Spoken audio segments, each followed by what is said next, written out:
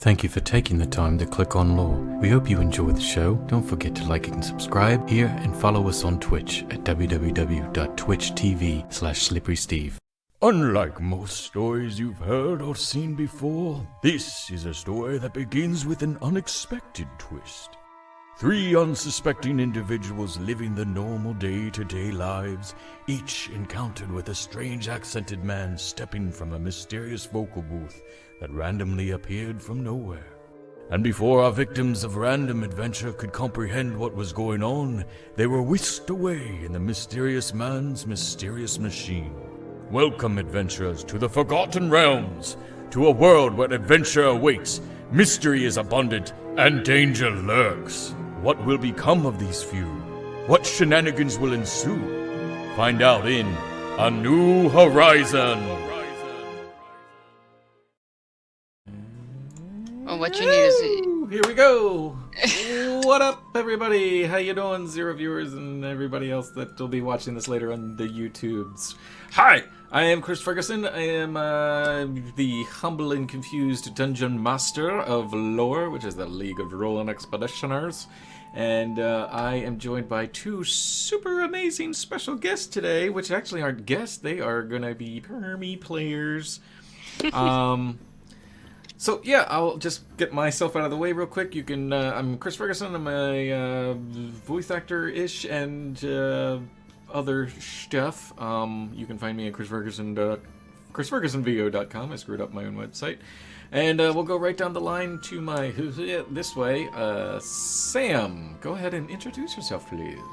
Hi, I'm Samantha Laws. I am also a voice actor and looking into... My goal is basically games and videos and, animation, so that's where I'm going. And I can also be found on the podcast Live from the Darkness, which is on any podcast player. You can just look that up, Live from the Darkness. And it is a improv, comedy, horror, weird fiction romp. We've completed our first season, and we're looking forward to starting the second season sometime in the fall. Awesome. And who are you playing? And I'm playing Sanri Willow Lake. She is a human cleric. Cool. All right. And then, lo and behold, Mr. Christopher Robin. Hello, I'm Christopher Marshall. I'm a voice actor as well. My website is www.imavoiceactor.com. Currently in this campaign, I'm playing a half-orc barbarian by the name of Makofi. Which I will mispronounce several times. That's all right. So look, Nico! Check out this freaking lineup. We got voice actor Jody, who will be returning next week, along with Roxanne, to fill their roles as Thera and Adran. Jody is also another voice actor, and she's in the big leagues. So, what we're doing tonight is a super cool little thingy-mabberber where we're going to do a backstory-ish type session where we're going to cover the basically storyline of where Sanri and Makofi potentially meet and then make their journey towards Phandalin. Without giving the rest away, I will get to it. So let me shut this shit down. Boom. And cue. What is up? Never say dice. Opening up L.O.R.E. Yes, we are. So, the village, dock, whatever, shipping area, just a hair north of Neverwinter, is called Port Last. Pretty cool place. And I'm gonna go ahead and pop the map up so the viewers can see it. Dun, dun, dun, dun, dun. Here it comes. Are you ready for some mappies? And there we are. There is Port Last, a beautiful little defensive port, which ironically is one of the last defenses of this that area of the Sword Coast. That if the city above falls, that is its last defense before Neverwinter. So we have 2 adventurers, and we'll try to do a little kind of a 1-by-1 thing here, starting with Senri. Hi. If you want to, you can introduce yourself to the audience as like what they are seeing, and what she's doing. Okay, so hi, I'm Sanri, and it's nice of you to come visit me at the temple. I'm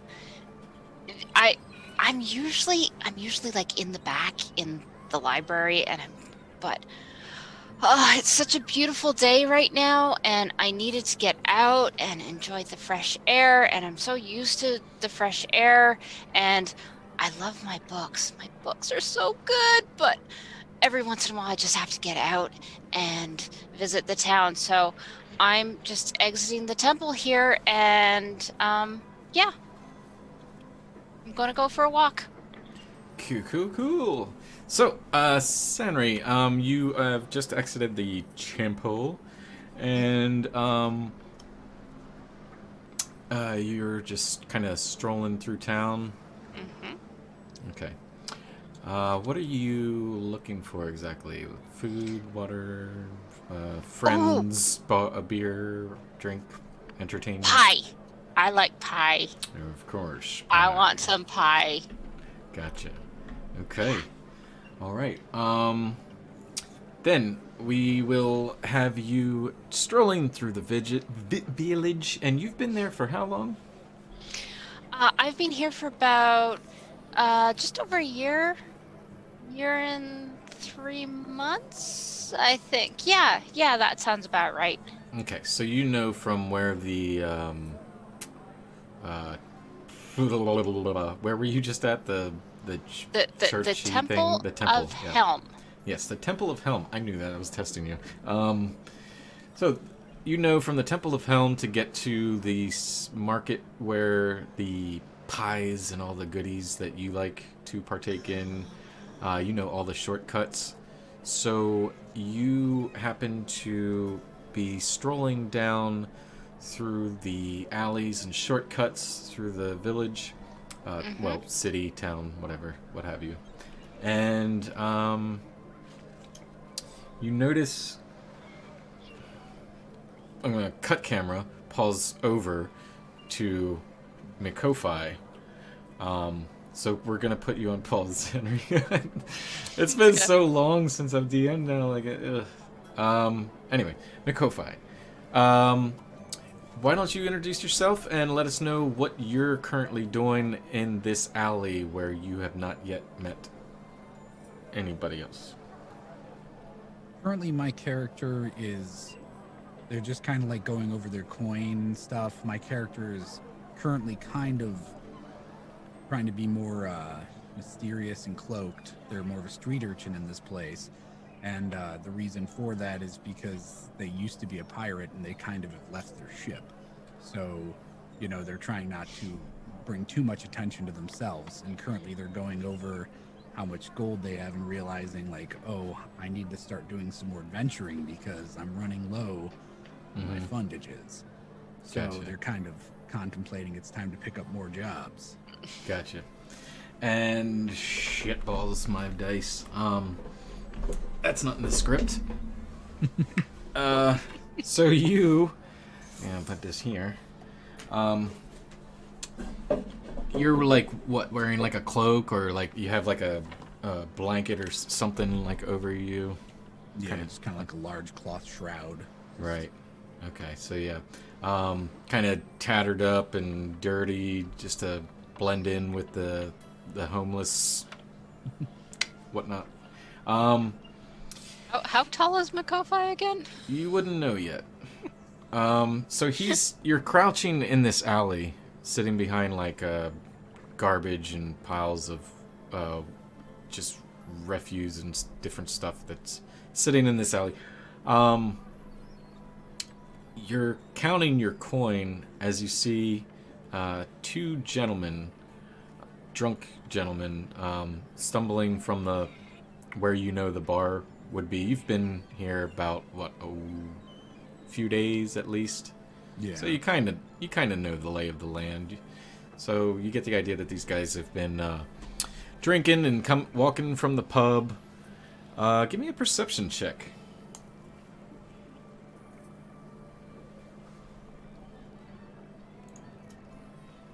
Uh-oh. There we go. 12. All right. You happen to notice on one of the gentlemen that is kind of stumbling and being real loud, carrying on. They're singing like shanties of the sort, and you see like a red band around his arm, and they see you, and the one with the red band stops his other mate, and he's like, "Oi, looky here. We found one. It's actually got some money." And the other one's like, "Oh yeah, okay. Yeah, so we gonna shake him down?" And he's like, "Well, we're bad guys. What do you think we do? What we do when we find people with money?" He's like, oh, we mug them. And he's like, "Yeah, we mug them." And so they pull out two blades, and your stuff is currently hidden, stashed away, not within arm's reach, but you're just keeping it out of sight. And you see them approaching you about maybe 30, 40 feet away. And it's at this point, we'll pause for you for a second, just to give you some thought processing time to think about what you want to do. Sanri, Yes. You overhear this being said in one of the alleys that you normally would be cutting through, but you stop short as you notice two men approaching what you... Give me a perception set. Yeah, okay. I can't tell. Yeah, that's the word. Oh, do I not like these dice again? Probably not. I rolled an 11. An 11? It's enough. You look past about 30, 40 feet down. You see just a cloaked figure hunched over, just sitting there acknowledging the two the two dudes. Yeah, the two dudes that... yeah, exactly. Ruffians. And you... it is up to you what you want to do. We'll cut back to Makofi. Okay. So, Sanri, you know that your character's seen this now. What are you doing, Makofi? I kind of, pick up that they're coming my way, and I'm gonna give them a warning with an intimidation. Sure. Like, I'm not just a basic scraggler. What are you saying? Oh gosh. My money is large and mine.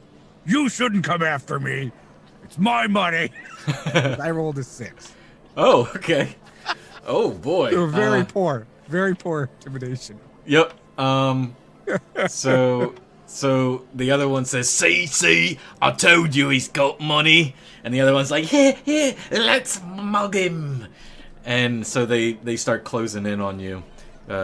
Say 30 feet, 25 feet, 20 feet. At this point, Sanri, you have the opportunity to chime in however you would like. Yeah. Oh, I don't know if I like what's going on here. Oh. And you have not bought pies yet, so you have hands free. Oh. But this is the best way to get to the pie. Oh. Okay. I guess I'll just have to. Hi. Yeah, they stop for a second, realizing that they're not alone in the alley here. What do you want? So, there's pie that way, and I need to go that way. We don't want pie! Get lost! Yeah, get lost. Unless you got money, and we mug you. Yeah, we'll mug you if you don't get lost. Well, that's not very nice. I'm doing horrible. So, okay. What are you, what are both of you doing? Let me know. I realize that they didn't fall for my intimidation ploy. No.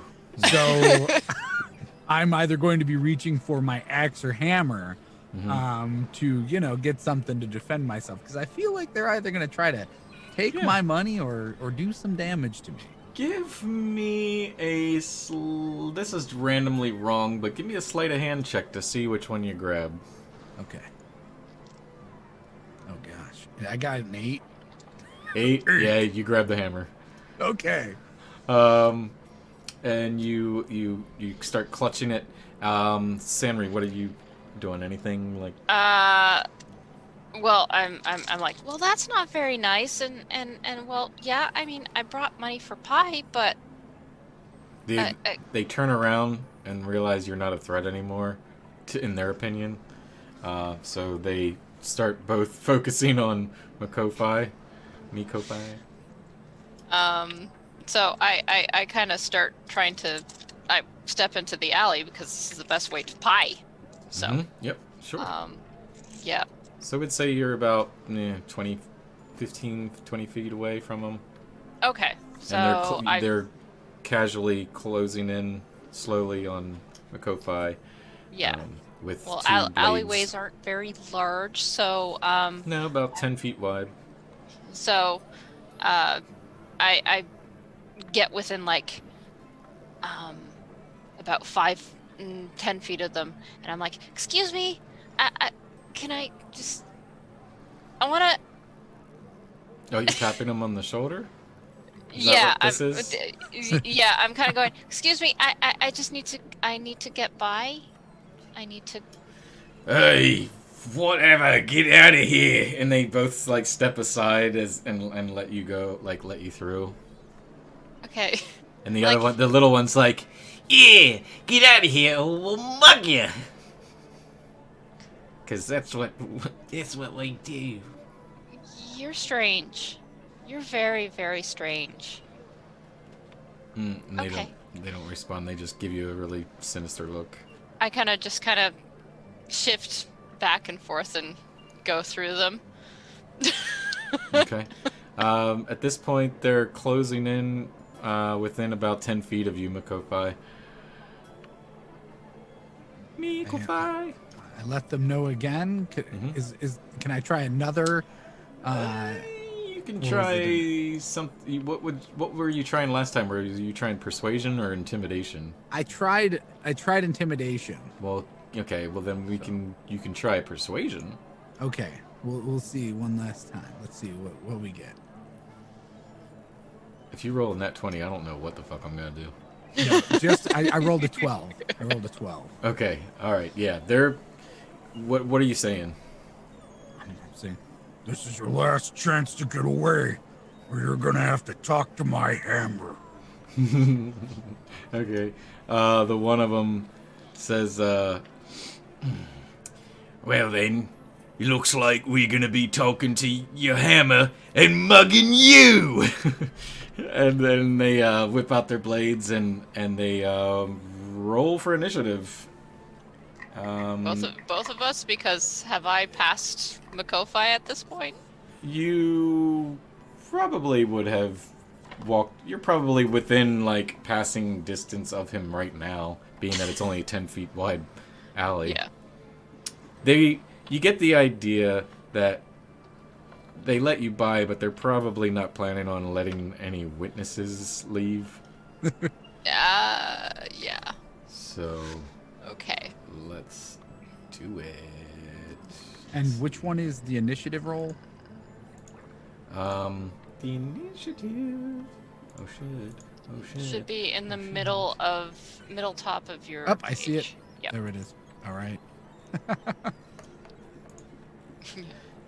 Oh, Christ. Oh my gosh. Yeah, I'm not liking these dice. I may have to switch to my actual dice.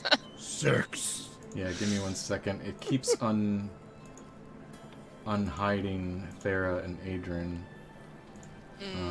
Okay, now. And it's still what the fuck? Okay, whatever. I don't care. What did you get? A 6 total? And I got an 8 total. Yikes. Okay. As I said, I might have to switch to my actual dice. Yeah. Alright. Yeah, you... Oh, jeez. Let's try that one again. Okay.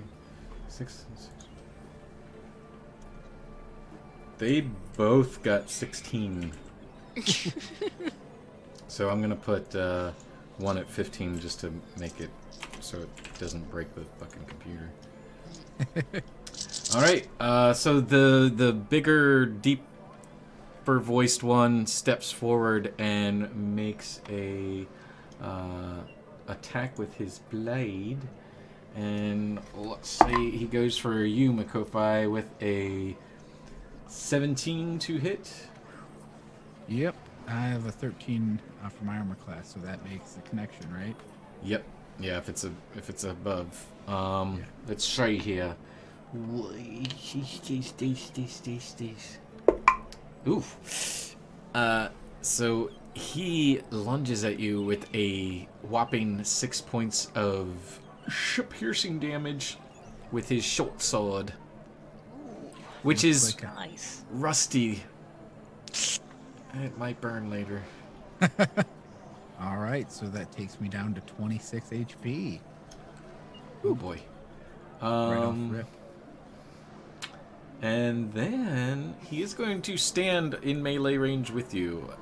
So if you just want to picture that in your head, theater of the mind, like you got the bigger of the two right up there with you. Still shorter than you as you're standing up. Yeah. But let's see. The next one goes... Uh-oh, music. I know we're in combat, but I don't have... Let me see. Wait, yes I do. What am I doing? I got combat music. I always get combat music. There we go. Dun dun dun dun dun. Might want to turn it down a little bit though. Okay. Da, da, da, da, da. I should send you my Star Trek original series fight music so you can randomly put that on Ooh, someday. Shit. So the little guy is gonna go for Sanri and rolls a natural 20 Ow! on Zedai, if you can see that. I don't know. Yeah. And that's gonna be 8 points of damage because he only rolled 4. Okay. I need to turn that music down. It's like... There we go. 8 damage. Yeah, Okay. he lunges at you as you are trying to do the, like, I'm not here, just going for pies. And catches you right in your back. Yeah.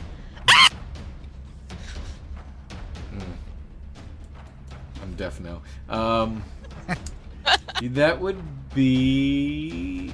Shit. Where does my screen keep going? Okay, so yeah, that would be Sanri. You are up. Okay. With your whopping 8. And the small guy's in front of me, right? Mm-hmm. Okay. Yeah, you turn around to see him just pulling back his short sword Okay. as he whacked you. Spanked you good with the piercing damage. Hey, that's not nice. What a response.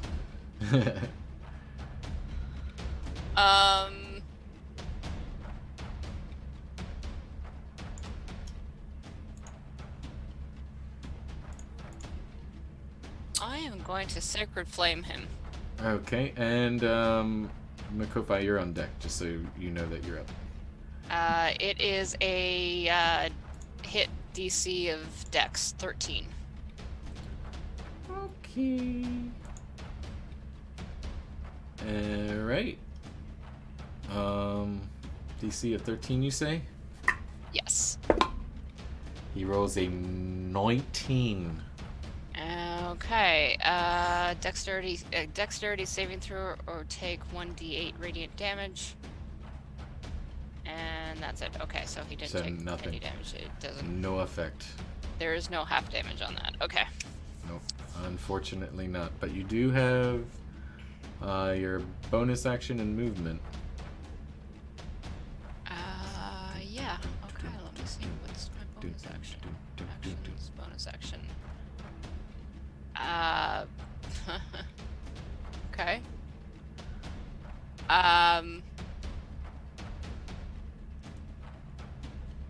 I can cast a bonus action of spiritual weapon. Yes, you can. So I'm gonna do that. You just can't attack with it Okay. until you cast it, but then you can't attack with it until next turn because you've already used your action, and that is your bonus action. Yeah, casting time 1 bonus action. Yep. So it's there. What do we see? What are you casting? It's since I am a cleric. But I'm a cleric of Denier, which is a cleric of knowledge. So it is a giant tome. Nice. It is a book. All right. That's just gonna. So bludgeoning damage it is. Alrighty. Is that the end of your turn then?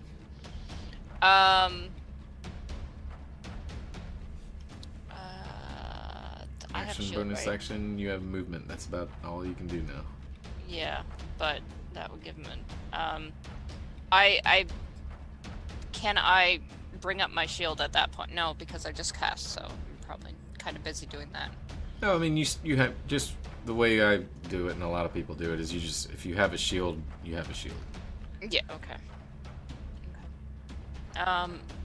Yeah. There's not much I can do. Okay. All right, Mukofa, you are up.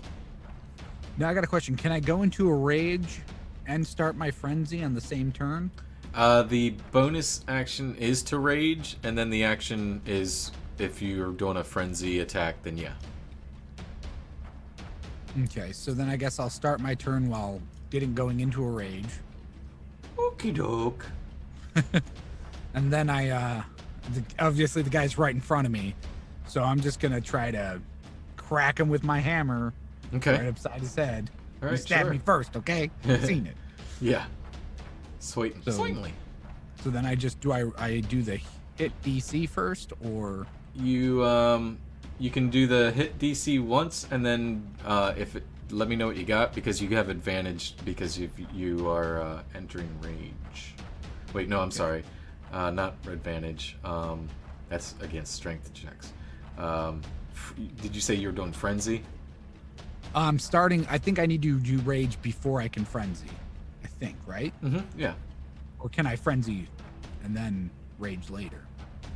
You can. I mean, it's either or. It's they're both bonus actions. So Okay. you can only do. Actually, I'm reading this now. You can only do one, but one of the two. So frenzy, you would get 2 attacks. After this turn, starting next turn, I'd get 2 attacks. Yeah. Well, so you I would get guess I'll 2 do- attacks this one if you just did frenzy as a bonus, because then you could attack as your action. Really? Yeah, because while in a frenzy, you can make a single melee weapon attack as a bonus action on each of your turns, and then that would be your bonus would make your bonus as an attack, and then your action would be your attack too. So it depends if you want to do that, or if you want to rage and just do 1 attack, or if you want to do No, frenzy. I would like 2 to frenzy attacks. because Yeah. I'm a little worried already with the damage I've been hit with. Okay. All right. No problem. Yeah. Go ahead and right. then make your first attack. All right, frenzied up, Frenzied up. and let's go. So I got a 19. Nice. That definitely Nice. hits. Go ahead and roll your damage, which is the next box next to it. 2, 4. 6, 8. Who do we appreciate? Okay. 4 damage. And that's towards the bigger guy, so he just takes it right to the face. And where is he? There he is. Full damage. Full damage. And you get one more attack. Okay, going for my next attack. Yeah, I rolled a 23. So wait, did you get a natural 20? No, Let me look. I got an 18, but it's sure. +5. Okay, cool. Gotta love barbarians. All right, yeah. Then go ahead and roll your damage again, sir. And then 6. 6 points of damage. All right, let me add that in. Wow. Okay. Yeah. Okay. And. Whew.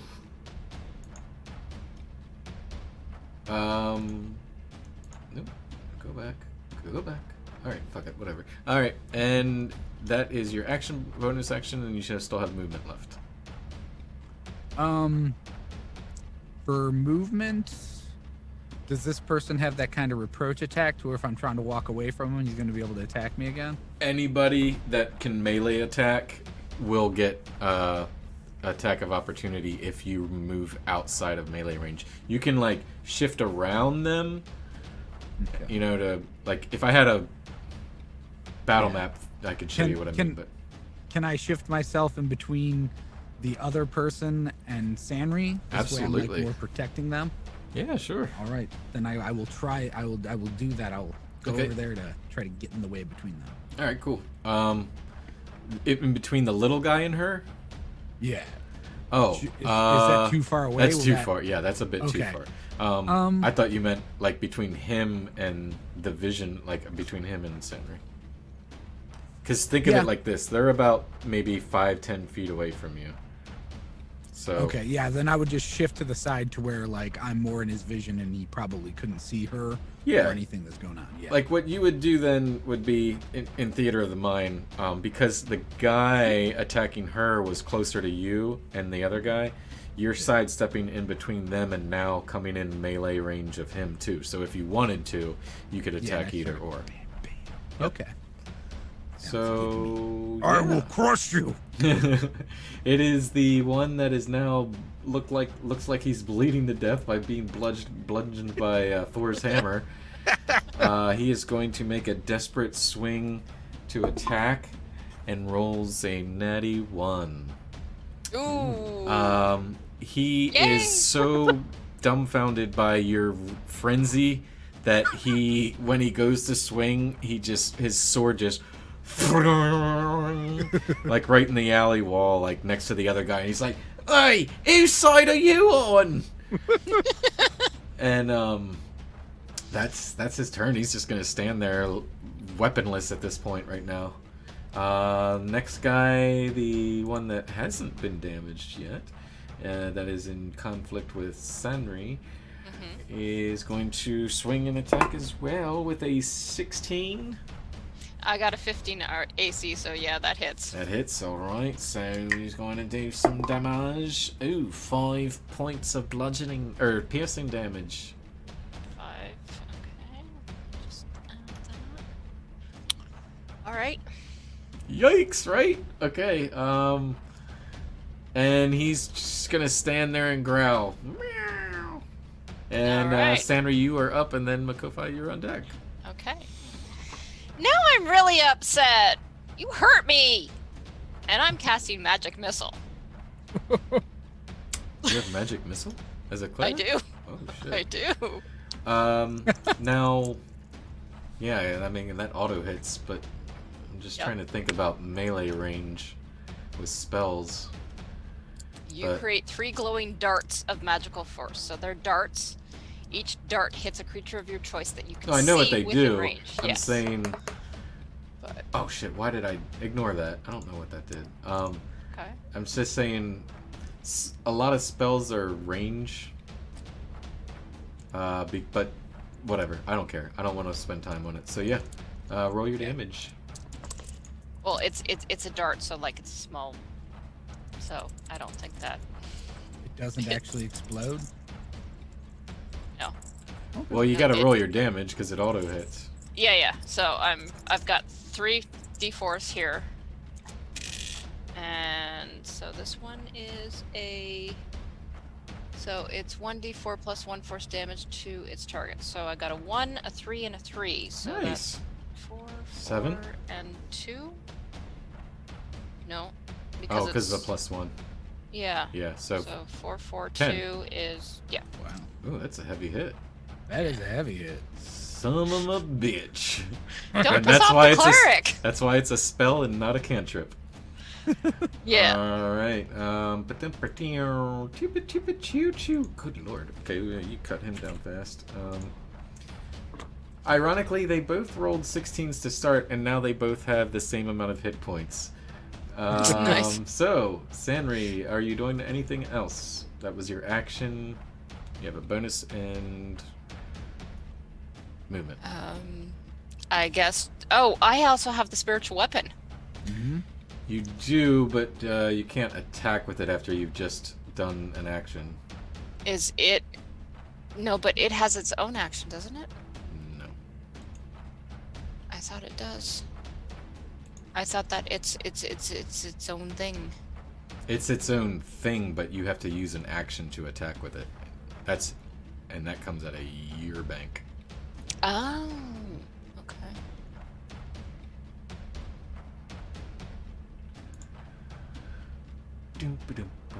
Oh, I missed this part. When you cast the spell, you can make a melee spell attack against a creature within 5 feet of the weapon. Mm-hmm. So I didn't get it. It didn't get its attack on the cast. Weapon can take whatever form you choose. Spectral, when you cast a spell. Okay, well, if you want to retro it, go ahead. Yeah. Might as well. Yeah. Like, no, we're gonna have you both die in the beginning Yeah. of your story. I thought that it had its own bank of actions, but okay. No, because then okay. that would make you super OP. Because then you could do bonus action and then action and then have it do its action. Yeah, but it's also a level 2 spell, so that's why I thought. Anyway, I'm gonna retro that attack and attack. Yeah, go for it. And What'd you get? it's What'd you get? What'd you get? 19. Oh yeah, yeah. Show. And the damage is 9. All right, and I'm just assuming you're.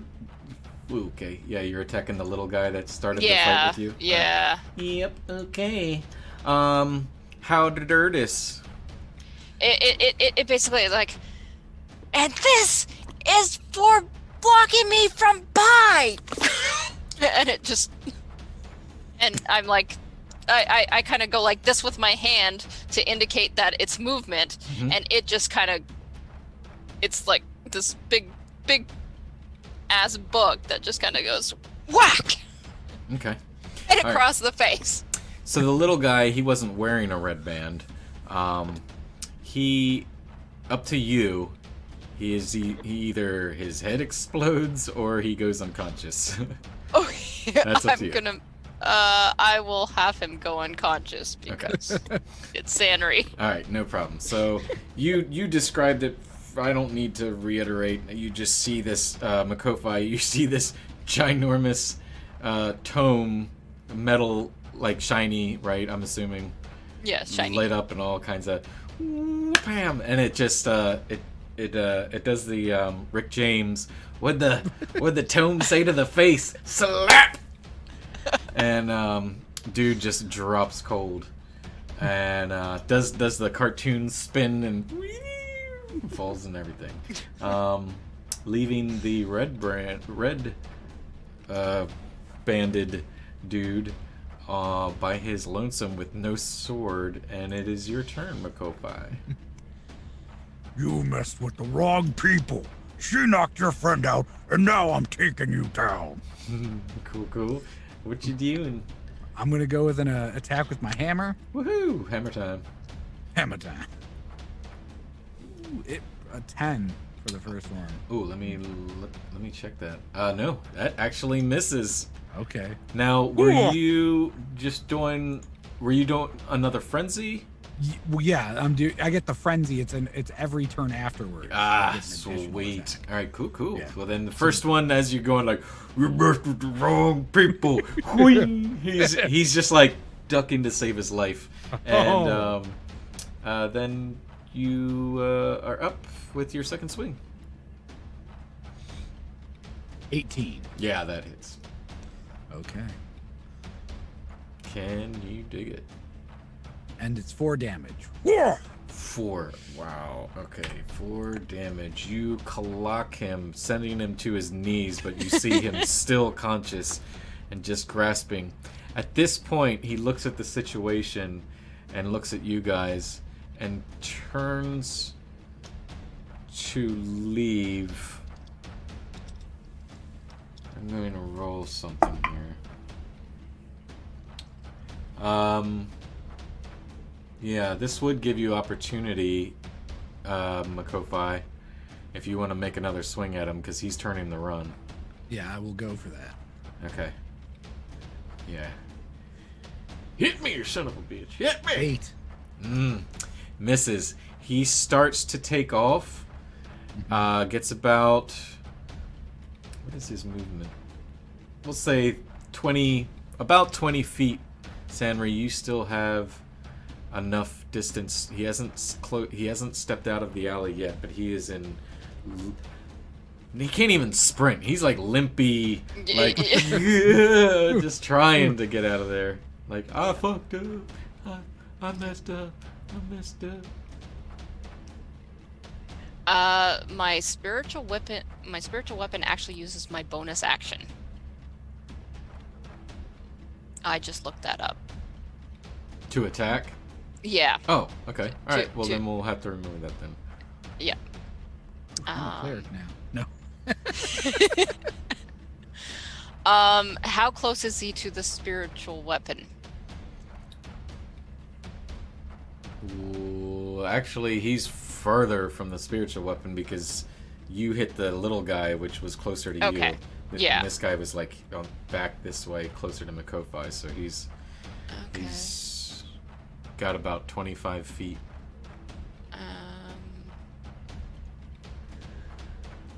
Okay. But he's not with. He's. So within, he's 20 feet beyond the spiritual weapon. Okay. He's 25 feet. He's made it away from you guys. Okay. Because I can move the weapon up to 20 feet and repeat an attack against a creature. It wouldn't make it 20 feet. It would be just short 5 feet. But can't you move 25 feet? Well, I'm looking at the spiritual weapon. The spiritual weapon has a movement speed of 20 feet, and it can attack a creature within 5 feet of it. Yeah, but I'm saying it would be it wouldn't be enough. Yeah, that's what I was asking. Okay. Dang it! I wanted to whack him with the book too. It would be appropriate with you in the books. Books and pies. Books and pies. Books and pies. Books and pies. Books and pies. I am going to firebolt him. There's nothing flammable besides debris and some junk in the alleyway, right? We'll see. Go ahead and make a ranged spell attack. It's stone walls, not. There's still garbage walls. And stuff like that in the alley. But there's still garbage and stuff. Okay. Yeah. So I'm we'll gonna see firebolt him. Go for it. Roll for attack. 16. That is his AC. So yeah, that'll hit. Okay. Wait, no, his 15. So yes, it hits. My bad. I did 1 damage. It doesn't add anything? No, it's just a 1d10, and I rolled a 1 on the d10. Good lord. This is gonna Pretty be low, those numbers. This is gonna be awkward. You hit him, and he screams in pain, but like throws his shirt off, or like his vest or whatever, and just like, instead of stop, drop, and roll, he just and it just barely singes him enough. He is barely hanging on, but it is now Makofai's turn. He is, because it's not his turn, he hasn't moved yet, so he's about 20 feet from you, 25 from Sanri. Okay. Ish. And I can move 30 feet per turn, right? So I can get in there and close the gap. If it says 30 feet, yeah. Oh, Yep. I forgot that I do move my spiritual weapon closer, like very threatening, like going after the guy. Oh, sure, yeah. It would have been 5. Yeah, it's like trying to swing, like waving, and then he's just kind of like. Makofai, yeah, you can either throw your hammer or you can charge into whichever you want, because the hammer's light enough. I will charge at him. Okay. Because Why not? that's the kind of barbarian I am. Yeah. On foot. I like to close the deal in your face. Yeah. I like seal the deal with a handshake. Yeah. All right. So then I charge at him and then I roll. Okay. And 22. Ooh, nice. That'll do it. Go ahead and, you know what? Just roll damage for the hell of it. He's got 1 hit point. Just to see 6. how much it does. Yeah. Of course. Okay. 6. So, your choice of how would you like to describe this poor gentleman's misfortune?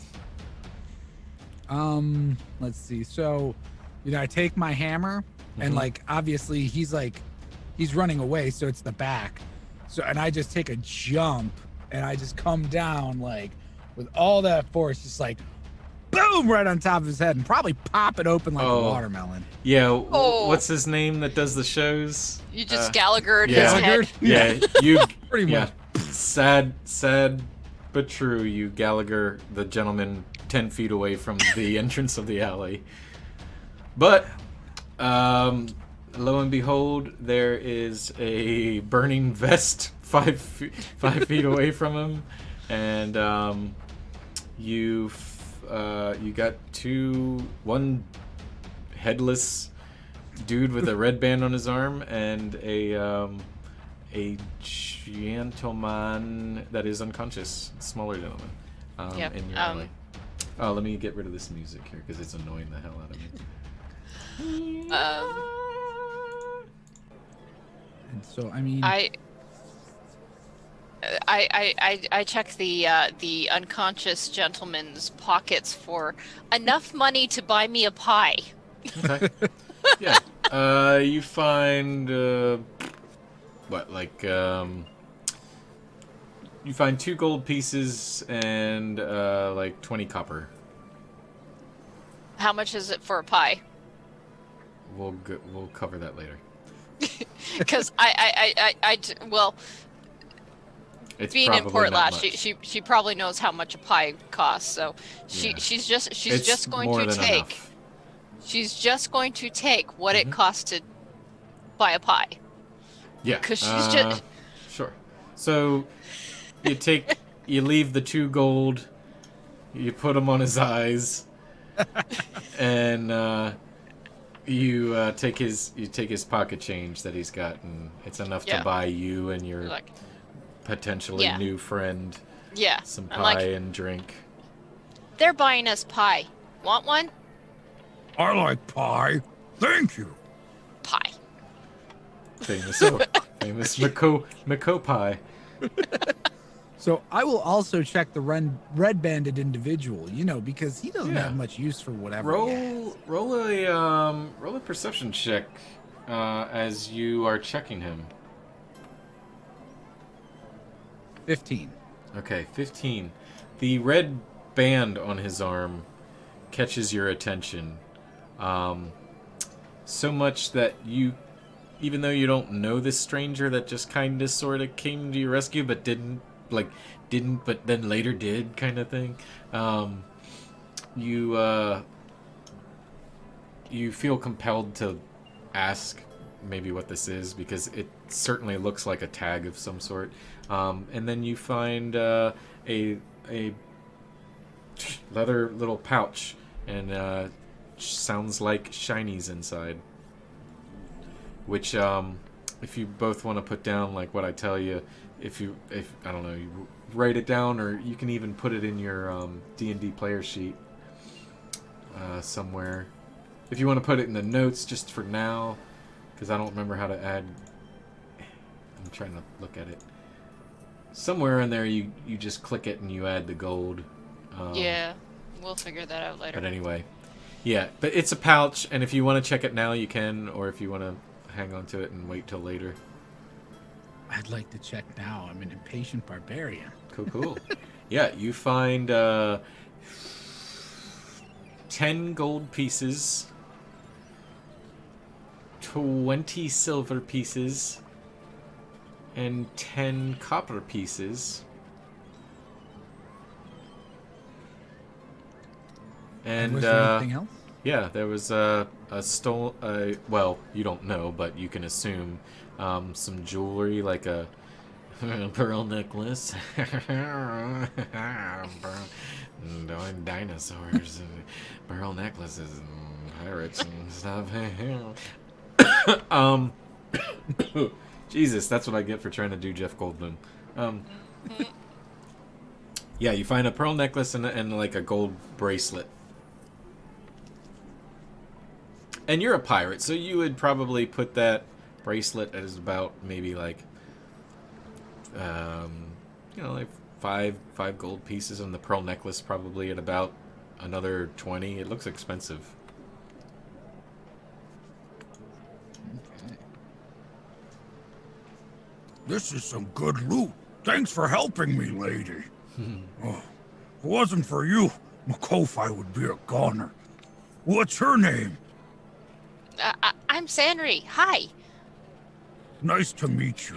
Oh, Nice to meet you too. how many hit points do you guys both have, by the way? I have 11. I have 26. Okay, so Makofi, you're fine. You're banged up. You've been through this before. This is nothing. This is a scuff.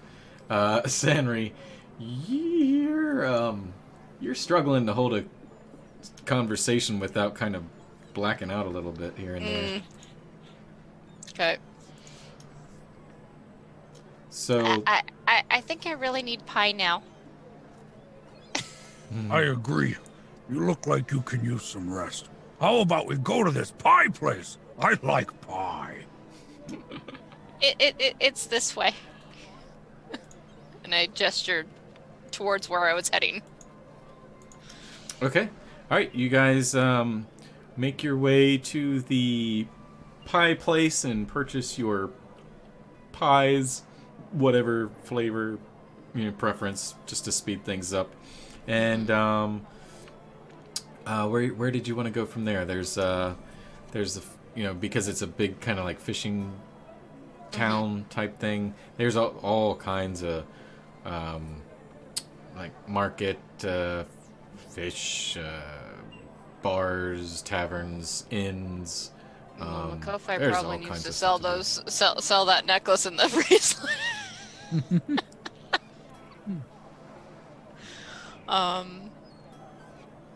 So yeah, I'll be like, do you want to go for a walk and eat pie? Sure. Okay. All right. So, what? If you want to roll for it to see if you can find what you're looking for, just let me know what you're looking for. Okay. If you're looking to sell something, then just tell me what kind of store or shop or market you'd be looking for. I'm kind of new around here. Do you know anywhere we can, maybe turn these into gold? Yeah. Give me what would you think? Survival or history check, Sanri? Probably history. Whichever's going to work for you in your favor, so go ahead. Well, survival will actually be better, but... Yeah, we'll just do that then. Okay. 15. 15? Okay. Yeah, you recall that there's actually something very specific as to what he's looking for. It's like a pawn shop. Okay. Nothing too fancy, but it's about a block around the corner. You can walk and eat at the same time if you want. Okay. Yeah, sounds good. It's like, I know a place. It's that way. Yeah, we'll go this way. All right, you lead the way. I don't know this place very well. That's okay. I've been here for a little while, but maybe I don't know everything, but I kind of know some things, and it's different here. It's not like home. Chris, give me a just give me a flat roll of a 20, a d20. And let me know if it's odd or even. I don't care what number it is, just odd or even. Even. Even. All right. You realize people staring at you with some grimacing looks. Some blatantly just like women and children like stopping and jaw dropping like and then a lot of the males nearby either spitting at the ground as you walk by. The reason being you forgot to put your cloak back up. Oh, yeah? Yeah, in the middle of combat, whatever it is, if it's a blanket or whatever, but that is no longer covering you, and you realize like, shit. Yeah. I've been walking around exposing myself. Yes. Yeah. You look down, you're like, oh no, half orc wang. Oh shit. Oh, no. Forgot my half orc pants. Yes. No, I'm kidding. But that part. Sorry, kids. But yeah, so you get the idea. Like, well, maybe we should go somewhere quick and get out of the public eye. Yeah. I need to go back and get something. I'm not really liked, I guess, around here. But you're kind. What? You go with me. Oh. Give me a history check, Sanri, to see what he's talking about. See if you can. You've been here long enough. You would know this. I've been here long enough. Yeah, I got a natural 20. Yeah. So you remember that long thing that I put in Facebook Messenger that said this is why they don't like orcs and it's half like orcs? Yeah. What? Oh. Like orcs are killed on sight. Right. Half orcs, it's a very dicey. Yeah. I didn't think about that at first. Yeah, let's go. There's a place over here that we can, make sure that you're.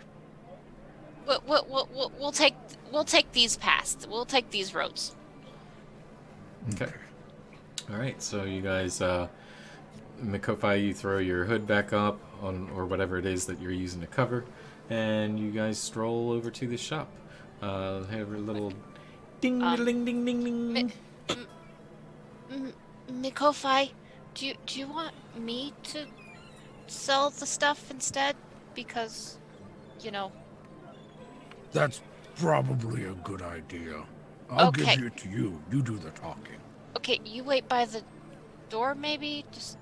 Yeah. Okay. But Kofi, you would prefer to go inside. I'll put it that way. Yes. This shop is still on the edge of the square, sort of. Well, not the square, but it was a block away. But it's still the streets are still populated enough that you want to get out of sight. Okay. So, it's a big enough shop. He can stay in the corner by the door if you want. Yeah. All That right. that was the idea. Yeah. Like, For sure. okay. Hi, mister. Hi. Yes. Hi. So I have the stuff that I found, and Stuff that you found? yeah, I was wondering if I could. This is the place that I come to sell it, right? Yes. Okay. Wilfred's Beans Will. Yeah. That's Okay. it. Here. Well, how much is it worth?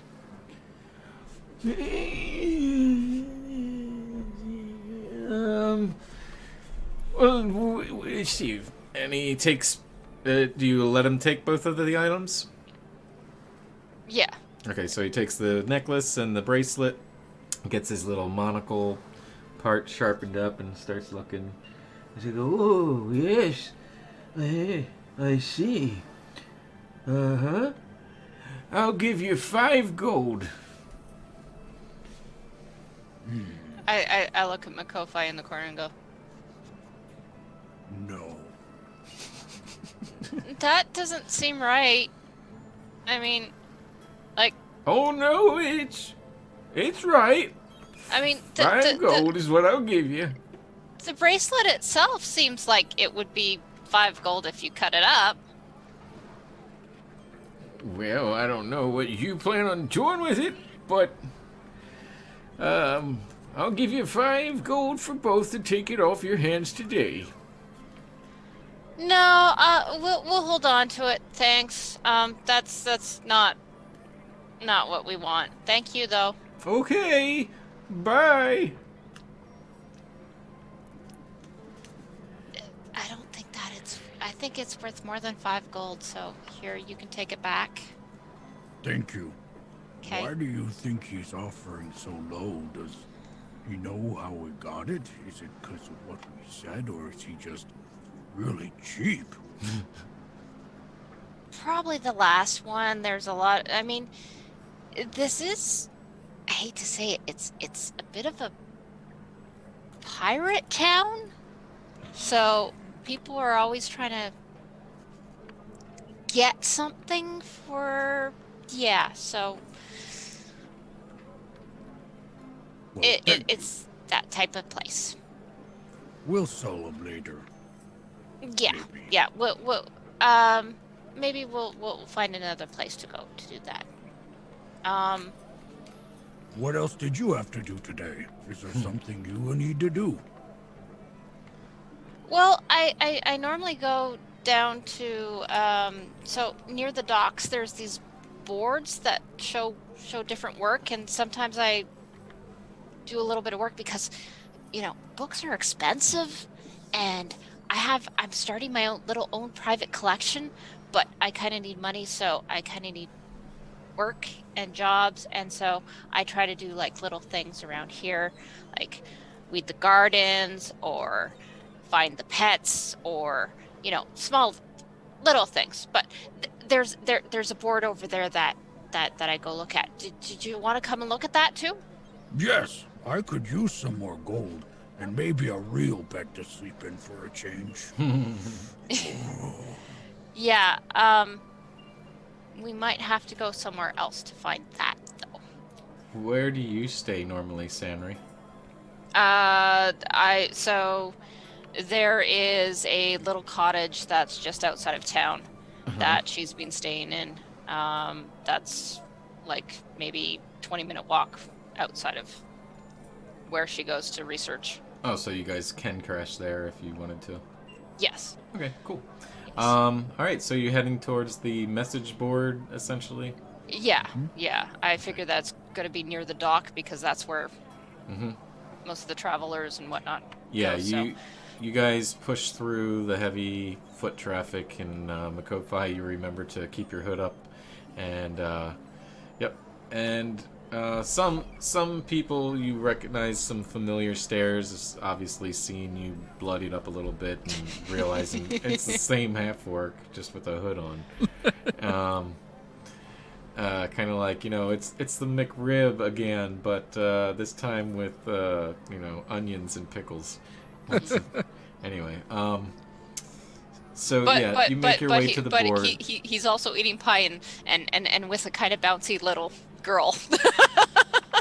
Yeah. Yep. And you make your way to the message board, and give me a perception check for the both of you. Okay. 14. Okay. Oh, 9. 9? Alright. Makofi, you don't read, but something looks important. It has a gold rim to it. Stands out more than the other ones, and you're kind of like, hey, what's this? I like the gold one. Ooh, what does that say? Sandry, you read, Yeah. to adventurers, lo and behold, there's an adventure, a story to be told. Meet me, Gundren Rockseeker, at Neverwinter, the city, or market, whatever, blah, blah, something of that sort, where it says, plenty of gold for a simple job.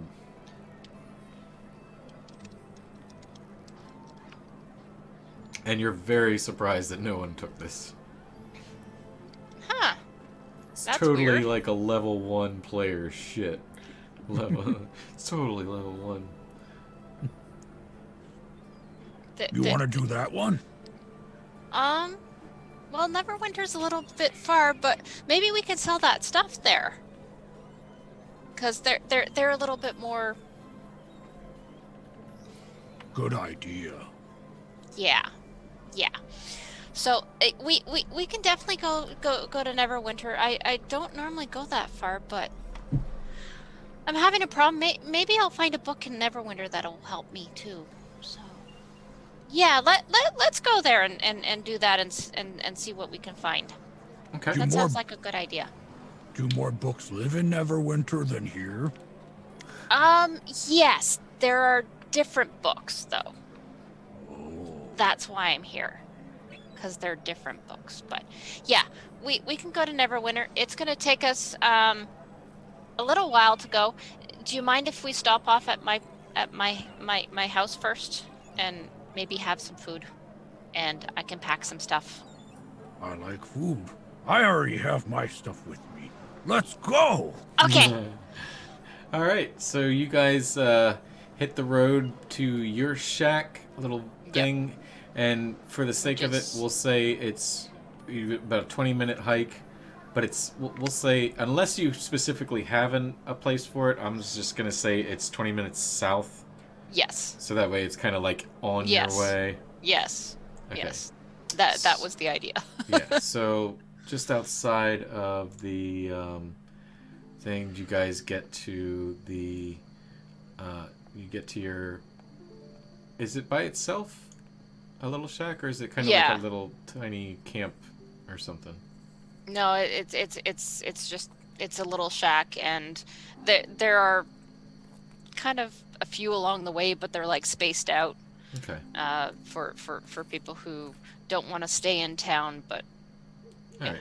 So we'll say it's evening-ish, like the sun's going down. It's getting to be nighttime, and as you guys are walking the trail, you know, some of the neighbors are just out enjoying the it's winter, however, it's one of those, like, you know, well, Chris, you know, like randomly 60 degrees out, sun's out, feels like summer's like confused, you know. Yeah. So everybody that's gonna in the area is out and just kind of mingling and being social.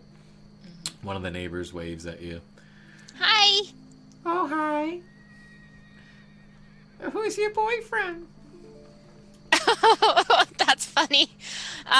This is Makofi. I met him in town. We'll retract that you said his name because you wouldn't know his name yet, right? You guys didn't exchange names. He introduced himself right after the fight. Oh, so you gave her your real name? I did. Yeah. Okay, daring young man. So cool. My bad. I didn't realize you did that. Then yeah, you make it to your shack, and well, that's weird. Door opened just when I said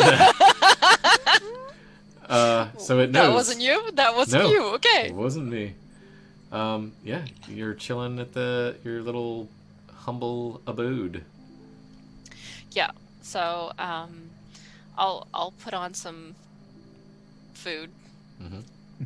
A little meal Sure. before we go. Well, it's probably best you sleep. Yeah. And So take I'm a like, longer. did you want to set out in the morning for Neverwinter?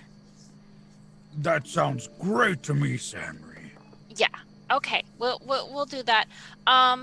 So my bed's there. The fire's there. You can.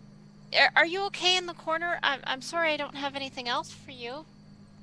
That's better than the street. Okay. I was gonna say, you've been sleeping in the street for a few days. So this is nice. Yeah. So there's a little well that's outside, and she's got a little bit of a garden area that has a couple potatoes and carrots and, you know, the usual easy, like, you plant it, forget it, and dig it up when you need it. Yeah, so we're basically having potato and carrot stew. Because it's easy. Alright, so you guys eat and settle down. Is there anything either one of you wanted to do before you crash out? I should probably see if... I should probably heal myself. Well, I was waiting for you to... You do that later, anyway. You take the long rest late. I was trying to see if you wanted to do any more role-playing before we do that. Yeah. Does the long rest fully heal? Yeah. Or okay. Yeah, long rest fully heals? Okay. Yep. Okay. So, Come on, Sam. We played Baldur's Gate together. yeah. So, I'm like, it's not bad here. It's you know, aside from that whole orc thing. But you seem nice. You seem nice. You do too. You're first person I've talked to that hasn't ignored me in a week here. It's really nice to know that there's still some kind people around here. Well, I'm not really from here, so that might have something to do with it. People are strange sometimes. Anyway, it's nice to have someone to talk to and who's not gonna just kind of run away. I don't really have anywhere to go as of right now. What about you? What brought you here? Books. My god told me that well, he asked me to look up this thing, and so I'm looking up this thing, and this was the best place to look up this thing because they have different books from the other place that I couldn't find the thing, so I'm here to look up the thing. So you're looking for a thing? It's more like knowledge and information. So, there was this time called the Time of Trouble, and all the gods were cast out from the Divine Realms, and bad stuff happened. So, anyway, Daenerys' friend Mystra got struck down by Helm because she was trying to enter the Divine Realms without the Tablets of Fate, and yeah. But Helm had a tear, and the tear is a powerful thing, and I'm trying to find... Makofi, give me a wisdom saving check.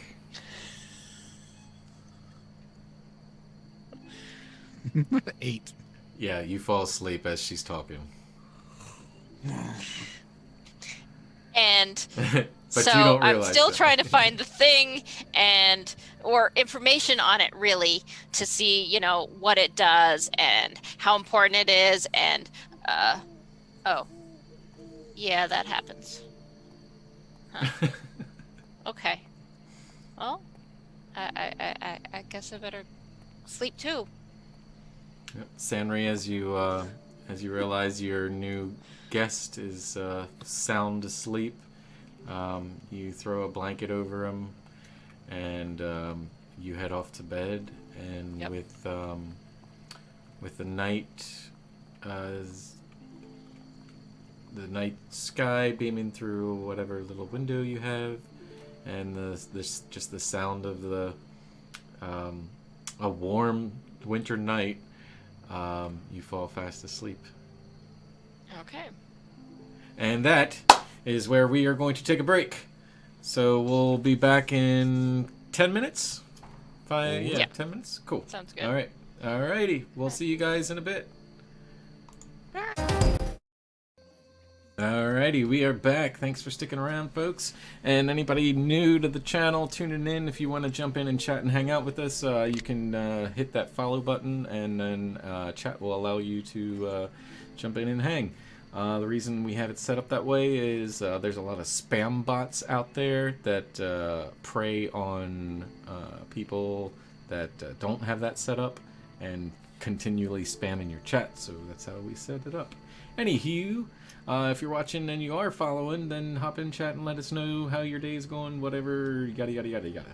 Anyway, and don't forget to click the links down below. You can follow us on YouTube and Instagram and all that other good stuff. So, with that being said, we're going to make it early morning. The sun is just starting to rise, and you both kind of naturally just come to. Sanri, you're first to rise because Makofi, naturally being in the most comfortable place he's slept in probably weeks, so there you go. All right. So I've taken my long rest, and I'm all feeling so much better from yesterday. Oh, he's still sleeping. Okay. Well, I guess I better pack up anyway. So Sanri goes around and packs up a bunch of her stuff, and then she kind of like, Makofi.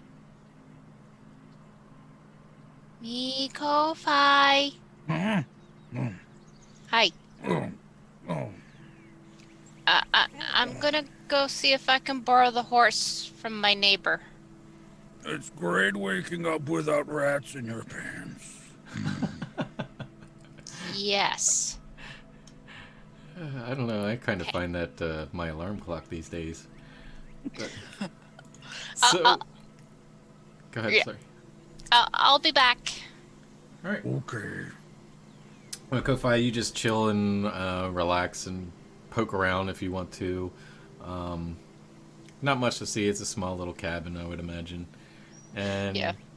So, Sanri, you walk over to your neighbor Adran, who is about a football field lengths away, or maybe a little more, depending on however you see it. Theater of the mind.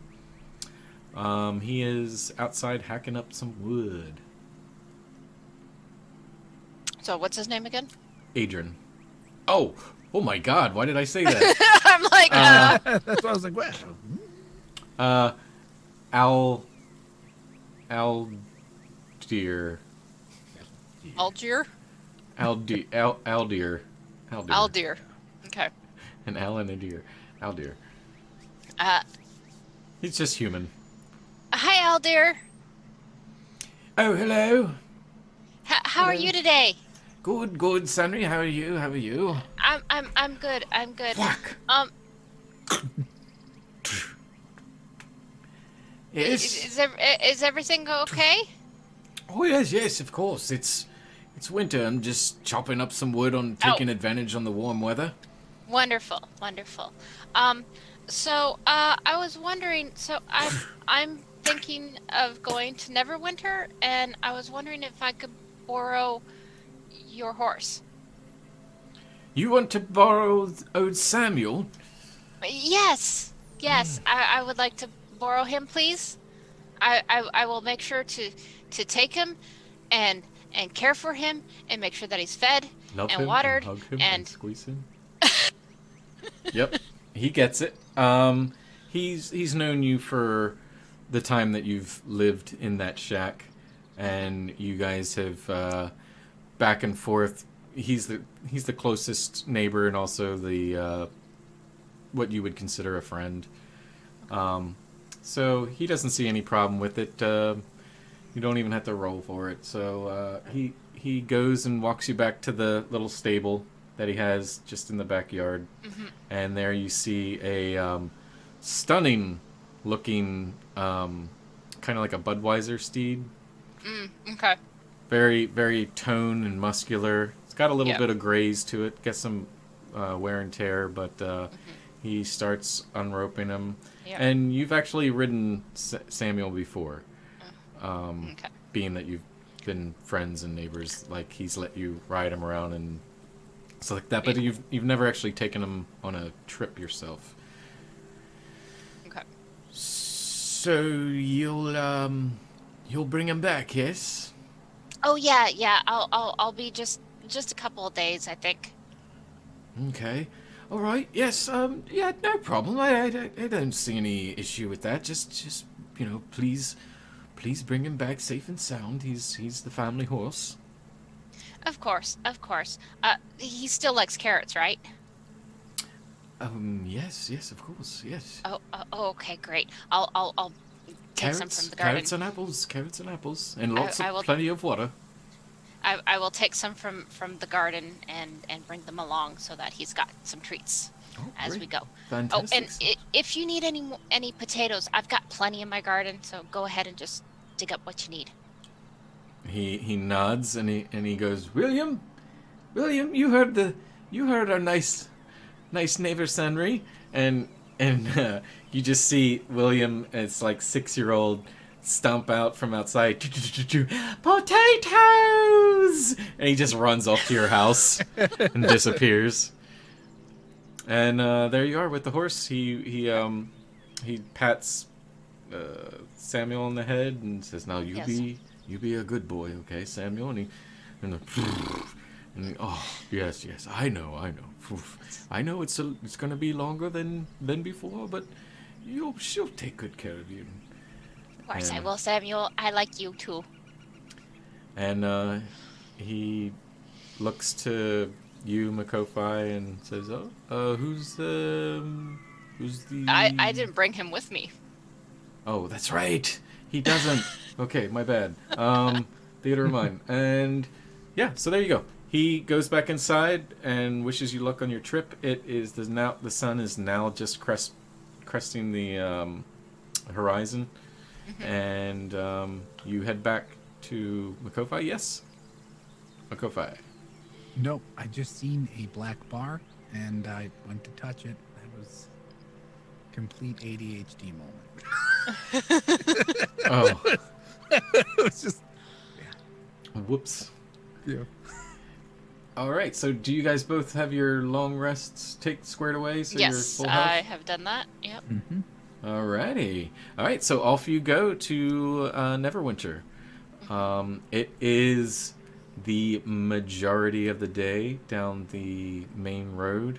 You see frequent passerbyers every 20 or 30 minutes. A cart or a wagon or just a horse or two will go by. Makofi, you keep your hood on and just friendly waves here and there. Nothing out of the sorts.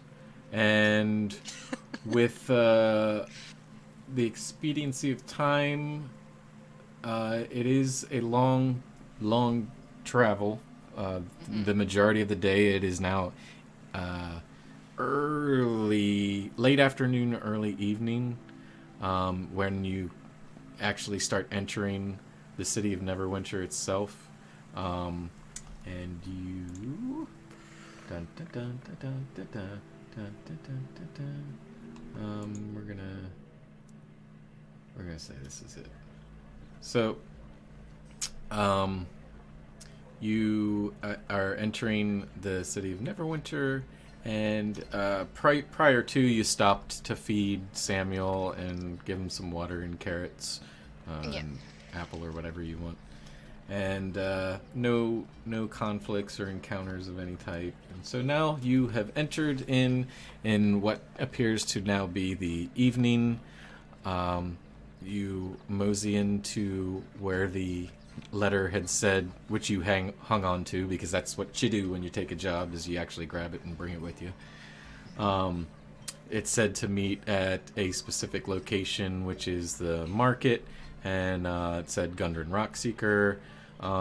Something similar to the words of like an armory, his armory.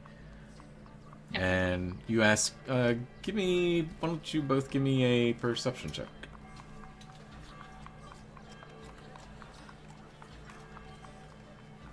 10. 10. 10. 16. 16? Okay. 16, Sanri, you've never been to Neverwinter before. However, you've read about it. And Extensively. yes. So you've seen maps and stuff like that, so you knew pretty much roundabout where to go. So you go to the local stables. They charge you a gold piece to take care of him, put him in a nice... Samuel. Mm-hmm. Did I? Yeah, I said Samuel. I hope I did. Anyway, so they put him in a pretty nice stable, along with some other horses and stuff like that. And you make your way to the market, and you find Gundren himself. Well, a dwarf hammering, ting, ting, ting at his shop, which is partly outside, and then it's kind of like a big tent, like that opens up to the inside of a store. So you see him standing outside because he's actually using the welding stuff. I don't know what you call them back then. It's an anvil. The forge. Yes, the forge and His anvil. little forge out there, and he's hammering on the anvil. And, yeah, so you see him within a 10, 20-foot range, and what do you do? Oh, I think that's him. Paper? Paper guy? Yes, paper. Yeah, yes, Gundren. Gundren. Yeah, I believe that's how. Yeah. Should we talk to him? Well, I think so because, I mean, it's kind of cryptic, so I'm not exactly sure what he's looking for. So Okay. we can ask. All right, I'll talk to him. Nice. Okay, Nice. here's the paper. You can show it to him so he knows what you're talking about. All right, so you guys approach to Gundren, and as you're walking through the market, you can't help but notice that a lot of shops are starting to close down. But he's still hard at work, hammering away, not acknowledging anybody else. And you walk right up to him within melee range, just to give you an idea of how close you are.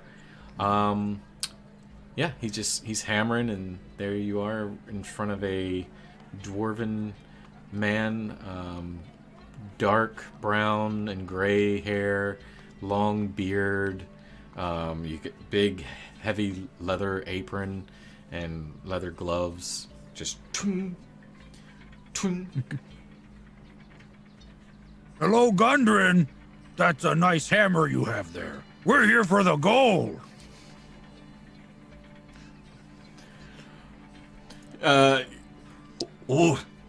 Hi.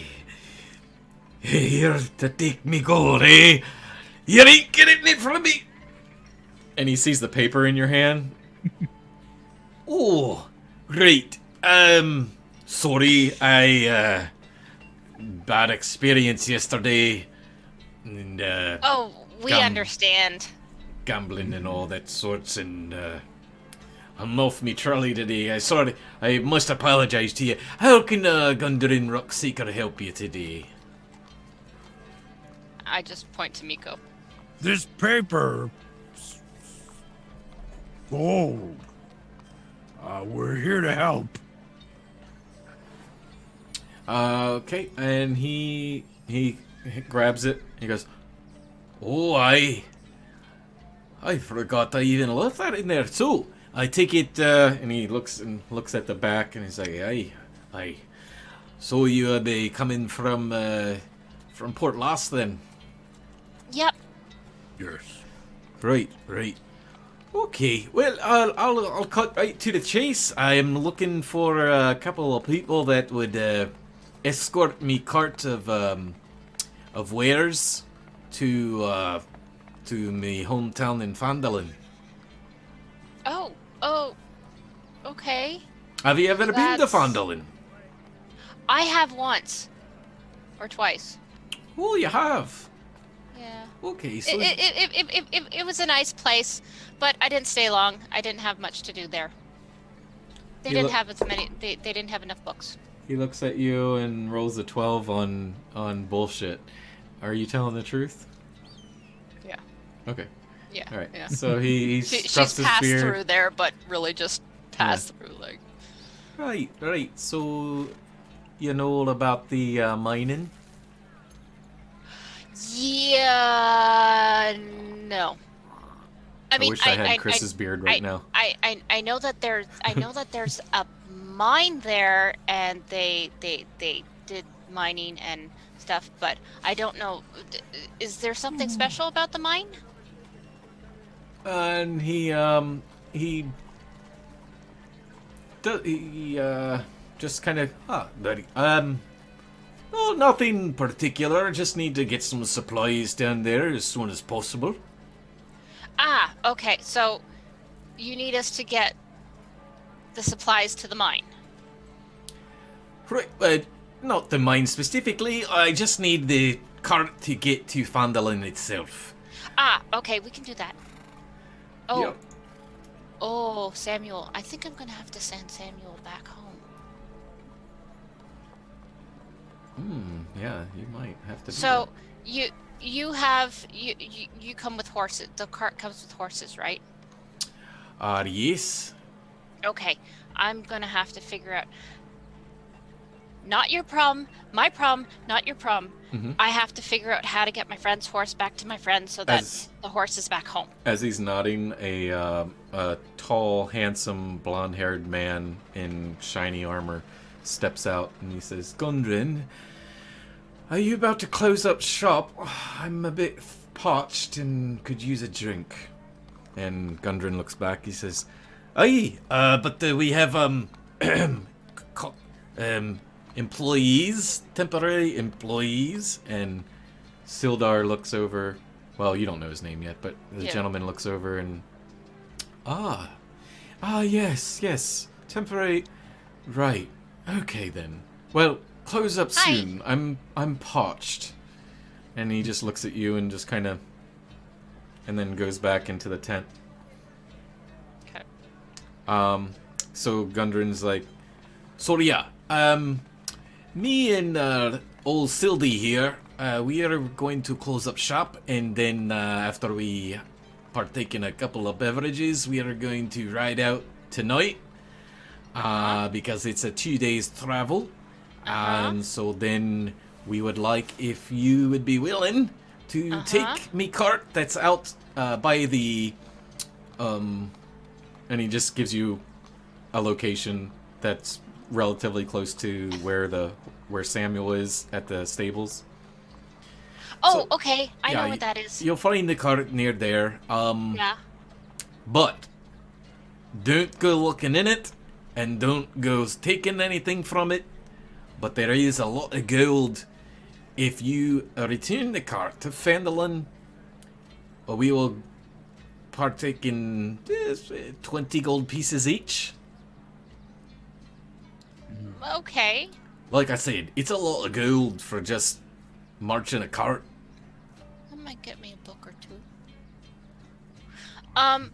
Get a lot of meat. Can I get an advance so that I can pay someone to send my friend's horse back home? Give me persuasion? Yeah, probably persuasion. Oh, roll 2. I got a 10. He rolled an 11. He goes, aye. Advances, I would like to, but, you know, to assure you in good faith, but I can promise you, if you go see L.O.R.E Barthen, if any one of you want to jot that down, L.O.R Barthen, he owns a trading post there. And if you've been through there before, you probably met him before. Crazy old hoot, half lost his mind. He has the money there and will pay you in full 40 gold for the two of you if the cart is in good condition and nothing's missing. Okay. I guess that makes sense. There's nothing like explosive or poisonous in the cart that would hurt us, right? He gives a righteous belly laugh. No. Okay. Just checking because you know that I don't want to blow myself up accidentally. So, and then he looks to you, Makofi, looks up at you, and says, "So what say you? Do we have a deal?" And he spits in Sounds his like a good idea. spits in his hand and puts his hand up, and big, burly dwarf hand. And you guys shake on it. He says, "We'll meet you there in 2 days. That's why we're traveling now to get ahead of you and make sure that we get everything arranged." And Right. proper. Fast horses, slow cart. Fast horses, slow cart. Got it. Right. Oh, and if you'd like, I can say something to the stable master down there. If you'd like, you need your horse sent back. Well, I need him sent back from here. I just need to send him from Neverwinter to Port Last, and Is there anyone specific anyone specific? that the horse is going to? Oh yeah, it's my friend Aldir. He's just south of town. Oh, okay. Yeah, I can handle that. I can take care of that tonight before the stables close. Oh, good. Oh, and I pull out a bunch of carrots from my pack. And Samuel likes these. Oh, right. Okay, and he puts them in his his welding apron in the one pocket that he has. Thank you. And tell Aldir that I'm sorry, but I hope that Samuel is okay with whoever brings him back. Okay then. And he says, "We'll see you at the end of the 10 day then." And for people in D&D, weeks are 10 days long. So when they say the end of a 10 day, it's the weekend.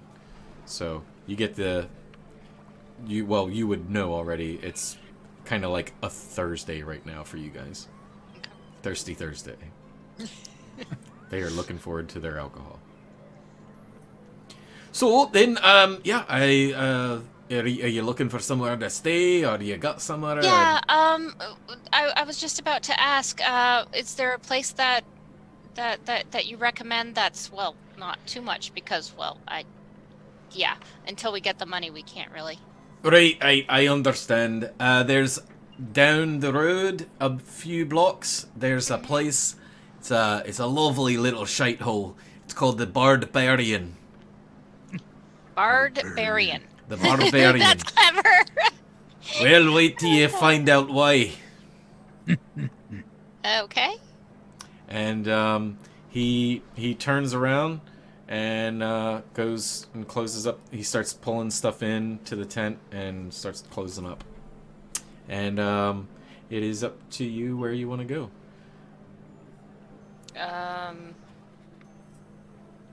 Should we check on the cart first before we go to the inn? Oh, Gundren, do you know a place that we can sell stuff? And he's already gone. Oh. Yeah. Oh. Well, he's quick for someone with short legs. Wasn't much outside of the tent. A lot of gold for just moving a cart. This job's gonna be easy, right? Yeah, it should be. I mean, Foreshadowing. It is 2 days away, so that could have something to do with the cost. So, but yeah, let's go check on the cart because it looks like all the shops are. Give me a history check, the both of you. Makofi with disadvantage because you wouldn't have traveled this section of the Sword Coast before. How do you do disadvantage? Just roll it twice. I got a And 20. take the lower. Okay. 18 plus 2. I got a 20. Yeah, sure. 4. Okay. 0. Yeah. So, being with your history that I don't want to give away, you wouldn't know why he would be wanting to pay so much. Sanri, it's a little misleading, but you get you do recall with all your books and stories that the high road is the main source, the main travel, kind of like I-95 or something, you know. But it's also known for like random goblin attacks here and there. Okay. You know, it doesn't always happen, but Yeah. that's why people go with escorts. Yeah. Or if they don't, it's a hit or miss if they ever seen again. Yeah. It's like, oh, there are those goblin attacks that happen on occasion. It's probably the distance and the goblin attacks. As you guys are walking to the Barbarian, Yes. you guys approach the. Actually, go ahead and role play whatever you want to do here. Talk about whatever while I pull something up. Have you encountered goblins before, Makofi? I fought those pesky little buggers. Okay. I don't I- like them much. I've just read about them. I haven't encountered them. I've read about them though. If you encounter a lot of them, they can easily overtake you, so you have to be careful. Oh, have to make sure that doesn't happen. Fair. That would be bad. Your magic is strong, so hopefully you can just smack them with your big book. Yeah, I like that book. Book. All right. I So like my book. as you guys are talking and walking, you see the sign for what doesn't say anything, but it's a symbol of a large, bulky man playing a fiddle. And you open the door, That looks about right. and lo and behold, you enter into the tavern, the Barbarian.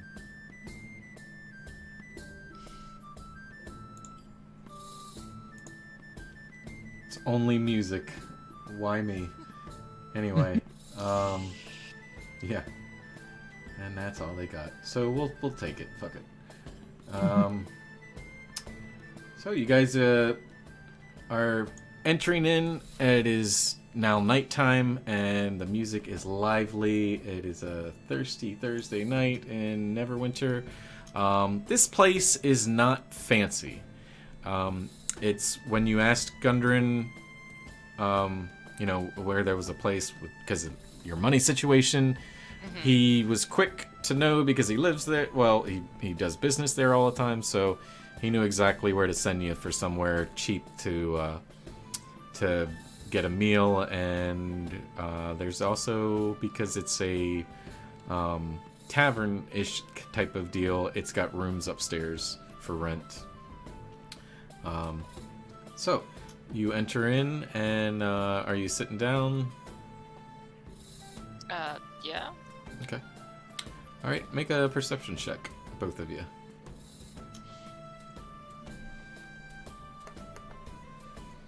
17. 15. All right. As you go, there's a hostess that greets you at the door. You know, typical big bust and showing cleavage, and she's got that. What do you call it? The what is the urban British tongue called? Posh. She's very posh. Okay. If that's the right word. I I don't think I'm using the right word. But anyway, she's like, "Hello, welcome to the Barbarian. How may I help you?" And she's, you know, missing teeth and pretty Hi. face, just a little rough we around the we edges. we like a one room or two. I can sleep on the floor if it saves us coin. Okay, one room and dinner. Food. Oh, would you like anything to drink? Yes. What She do looks you at have? you and just goes, she like tickles your chest and she's like, oh, I bet you would. You What- want an ale, Sanry? Ooh! Yes, that would be good. Yeah, I haven't had that in a while. Right. 2 ales. So we have brown ales, light ales, dark ales, and whiskey. Oh, Are and they all some the same price? some red wine. The ale's cheaper than the whiskey, and the wine's Dark About ale the for same. me. okay. I will have a brown ale. Oh, alright. So she hands you. She goes back and orders food. Ain't much to do. So like it's meat and potatoes and bread and stuff. The two She copper meal or Hollers whatever. back. Yep. Yeah. Exactly. Yeah. The Denny's Slammer. The Grand Slam. They probably have like the 1 copper meal, the 2 copper meal, and the 5 copper meal if you. Yeah. So like she hollers back and to the kitchen to order 2 plates, and she goes and fills up what was it? A brown and dark. Yep. And she brings them to you both and sets them down, and she goes and she does a little finger counting, and she goes right, so that'll be 20 copper pieces for the meal, the drink, and the room, which are in luck we only have 1 left. Oh, so it's good that we were sharing a room. And if you want to take 20, if you want to split it, take 10 each out, or if you I just do one that. paying, whatever. So I discovered that you go to the equipment tab, then you Uh-huh. click on the currency button, Oh. and there's an add remove, and Oh, there is, yeah. How about that? Okay, cool. so Yes, nice. I dig it. It slides over from the side. Cool. yeah, so that was 20 copper. Yep. Okay. Hey, guess what I got from the dude? Yeah, 20 copper. Okay. I know my head's trying to keep it simple. So like, if I said something Yep. earlier, I'm just gonna say it somewhere else. All right. So what did you roll for perception again? 15 and what? 17. Okay, cool. So as you sit down and you're eating, I had a better bar room thing. This kind of sucks, but anyway. I've worked run fair. This is just fine. Actually, I just remembered why I forgot. So let me change this real quick because I know this will have what I want. It's gonna take a little bit of time. But as you're sitting down, you see the stage where the band's playing. They stop the music, and let me stop the music here.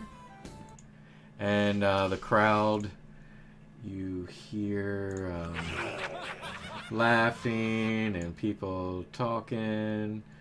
Let's see. Yep, there we go. And a gentleman stands up, little halfling, he actually jumps up on the table of a couple that's sitting closest to the stage, which is really just about 6 inches off the ground. Little corner stage thingy. And he goes, "Ladies and germs, you all know him, you all love him. Please welcome the name that beholds our tavern itself, the Barbarian."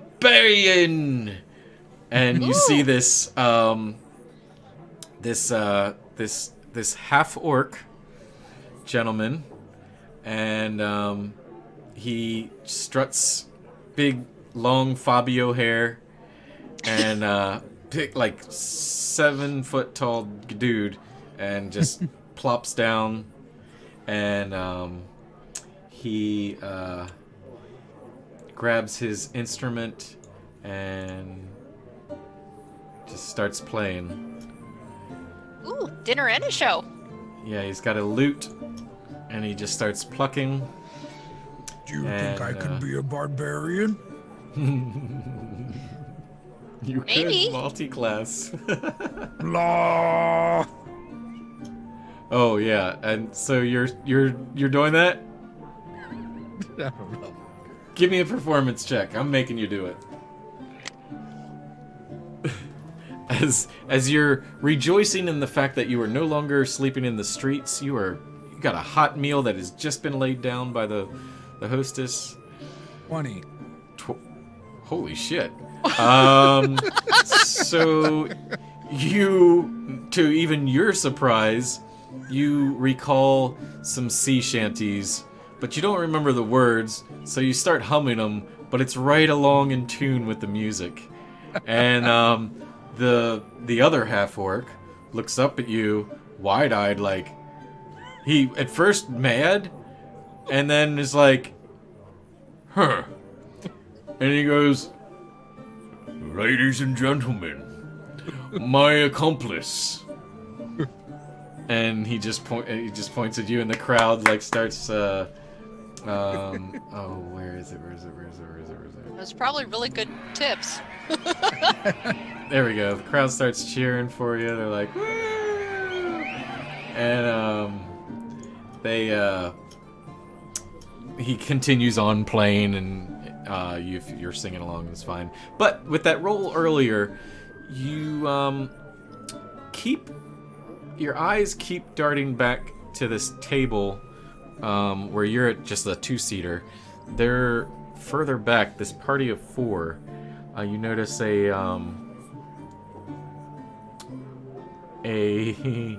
oh god, no, three.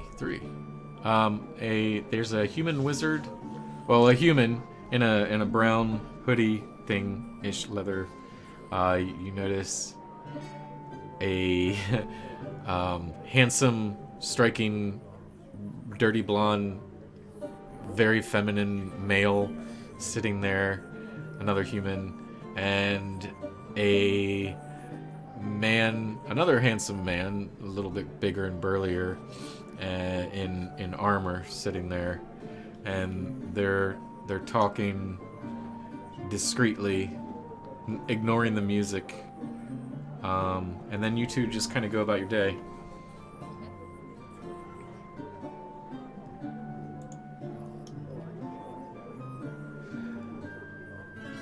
The evening goes by as you have your drinks and you're eating.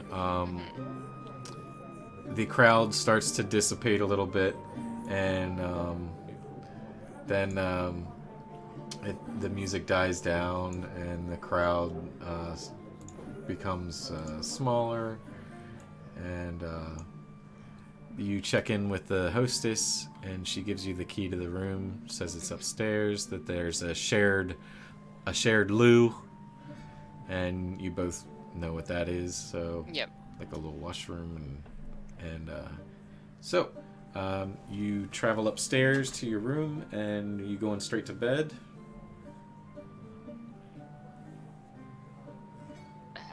Probably, because we have an early date tomorrow, but does Makofi want to do anything else? I mean, he is a pirate. How much? Let's do this just for fun. Both of you roll a d6. 6.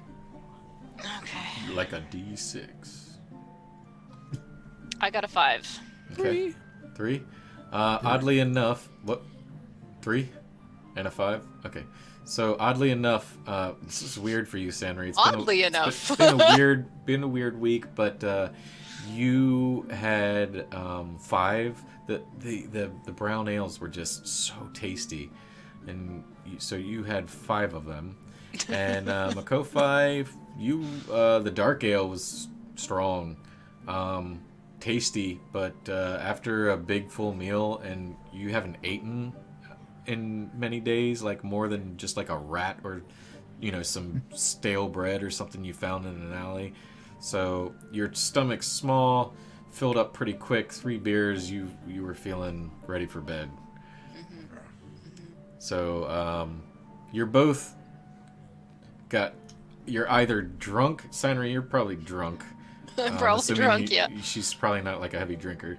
And Makofi, you got the food coma thing going. So you both fall fast asleep. And you wake up in the morning, and the music is playing. There's another band. Just a dude on a lute, nothing more than that. But he's there, just making some coin in the morning. They're serving breakfast, complimentary for anyone that stayed overnight. It's now the end of the 10-day, so business is rather lively for a morning. It's a small crowd, but still, it's more than what you would expect in a dive like this. Breakfast is being served. There's ham, and if you've ever been over Europe, how they make bacon there, it's basically like small ham strips baked into and they call that bacon. So there's that kind of bacon, and you got your mud, as they call it, which is pork grind. They call them mud. What do they call them? No, blood pies, blood something. Anyway, blood sausage. Blood pudding, blood sausage. Yeah, that's it. Blood sausage. Yeah, blood sausage. Super delicious. Is by the way. blood? Yeah. I'm basically describing half of a European or Irish breakfast, and then you got your potatoes and your soda bread, and whatever you want to drink, they're serving. And you guys take your time, kind of hungover or tired. Oh, I really need water and food. Give me a perception. Give me a perception check. Both of you can roll for it. I got 10. Okay. All right. 10 is enough. You recall in a fuzzy haze, Sanri, that one party that was not paying attention to anything else going on, and they're no longer there. Well, I mean, what are the odds that they would be anyway? But they're not there now. So, you guys have your meal, and you, if you want to do some talking before you head out, this is my cue. That was fun last night. The music was great. The beer was good. The food was tasty. Yes, it was good. I enjoyed it. Oh, I can't wait to get this job done and we get a bunch of gold. Then we can do this again. Many times. Yay. And I can get books. I like books. Yeah. So you guys head out to the stables? Yes. All right. You pull your I also checked to make sure that Samuel has been taken and brought back. Like, I check in with the stable person to say, hey, so did someone come get the horse and take him?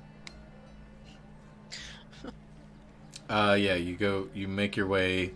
It's a bit of a walk through the city to get there. And let's see here. Give me 1 second.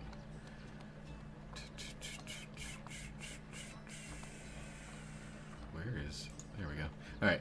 So you make your way to the stables, and yeah, Samuel is no longer there. You get the idea. Well, actually, the guy's there. Yeah.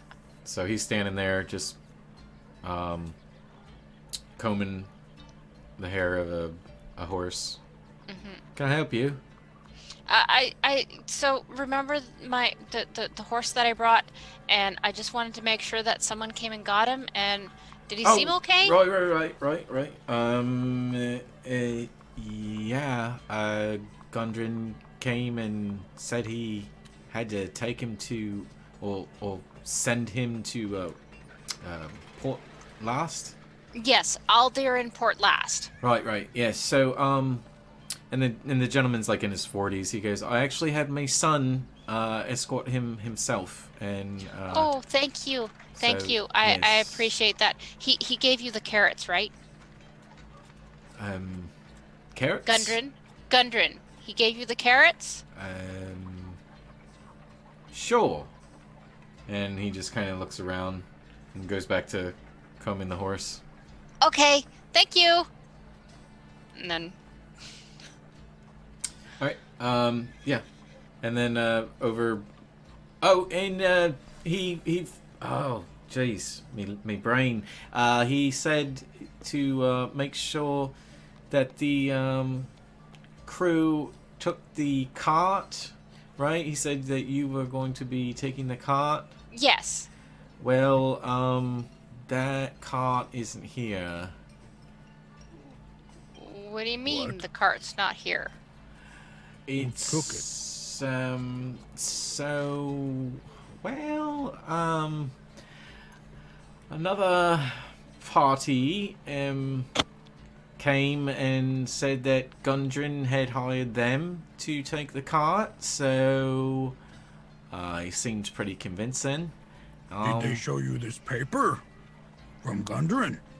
And he looks at the paper, he's like, well, actually, they had one with silver lining on it. Okay. This isn't good. Did they they- steal? What was their names? Did they leave any information? We rolled a natural 1. I don't remember any names. I'm sorry, mate. How many were there? Let's see. Rolled an 8. 2, 3, maybe? Okay. I wonder if... Did they nah, say they that were couldn't have going- been. It was they say it was where? Thirsty Thursday last night, mates. I'm sorry. I was a bit fuzzy in the brain this morning. We know that. Well, Oof. I mean, Miko, what would you like to do? Do you think... I mean... Could ask any other shop close by. Maybe someone else seen them. But if it's busy, it might not have been. I can tell you that they left about 4 hours ago. And Oh, it's like, for you guys right now, it's about like 11 in the morning because you slept in. right, okay. So it was like the crack of dawn they came and... Oh, do you know any place that we can sell stuff that we found? I mean, you can march It- back into it's- the it's- city and... It's jewelry. Jewelry, yeah.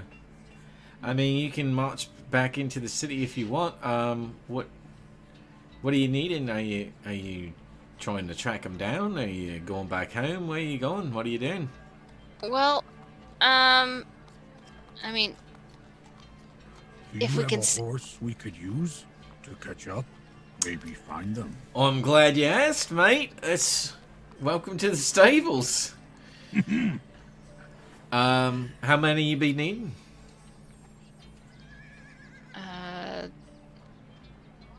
well, 2? I mean, Yeah, I get that, right? Big yeah, guy. I mean, and... Miko is kind of... He probably Yeah. needs his own. Yeah, well, it's about a gold piece per day. And he, Day. yeah, it's a gold piece per day per And- horse. If No. if we bring it there, how do we get it back? Well, you ride it back, or you send it back. Where you headed? Okay. Well, Phandalin? Oh, right. Yeah, me cousin has got a stable over there. If you just drop it off to him, hey, no problem. He'll bring it back. Oh, okay. They're just horses. So how much is it per? Eventually, they'll turn into glue, but I don't know what that is yet Ha- because ha- I haven't ha- invented it. How much is it? So how much would it be for 2 horses for that, and then drop it off with your cousin? 2 horses for 2 days is 4 coin. Now, Okay. do you think we can Wait. work Oh, out a deal? Me, Hold on. Miko. I'm gonna roll for him. Yep, he fucked that up. Yeah, it's supposed to be 8, but he said 4. He did his math wrong. Miko, Yeah. maybe we can give him the bracelet for for. I'm You're married, standing right right? here. You're married, right? Is he married? Yes, I am. Hey, maybe his wife would like the bracelet, and we can give him the bracelet for the horses. I'm standing right here. You can ask me. We can Well, try, yes. Yeah. Oh, Miko has something to show you. How about this wonderful bracelet for the horses? He grabs it, looks it over. Yeah. And he looks in. It's got an engraving in it. That's not good, but imagine if I oh. Yeah, it could be scraped off. The wife wouldn't know. I tell you what. What does it say? Just by chance. I don't read well. It says, if okay im.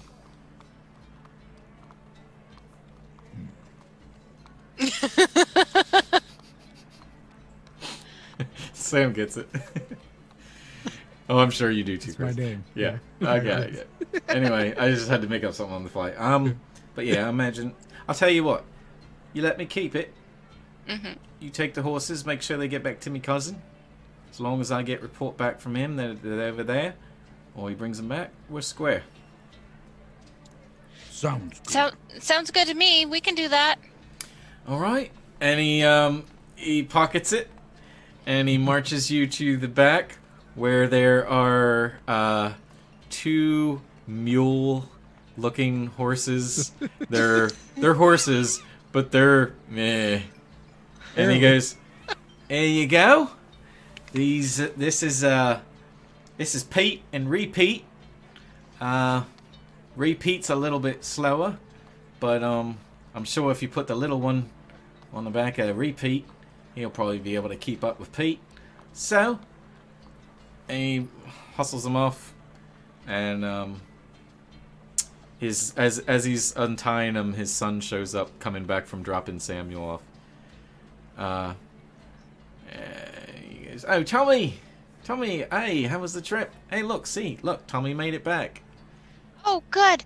You found all deer okay? Yes. Yes, I did. And Samuel's back home? Yes. Yes, I did. And he Are looks at you his dad, sure? and his dad, yep, yes, I did. I would like to question the kid. You want to talk to him, or do you insight checking him?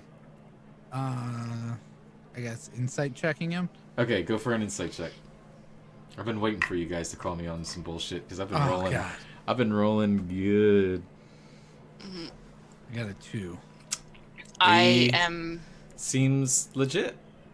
I am also going to insight check him because I'm like, Okay, go for it. is this kid okay?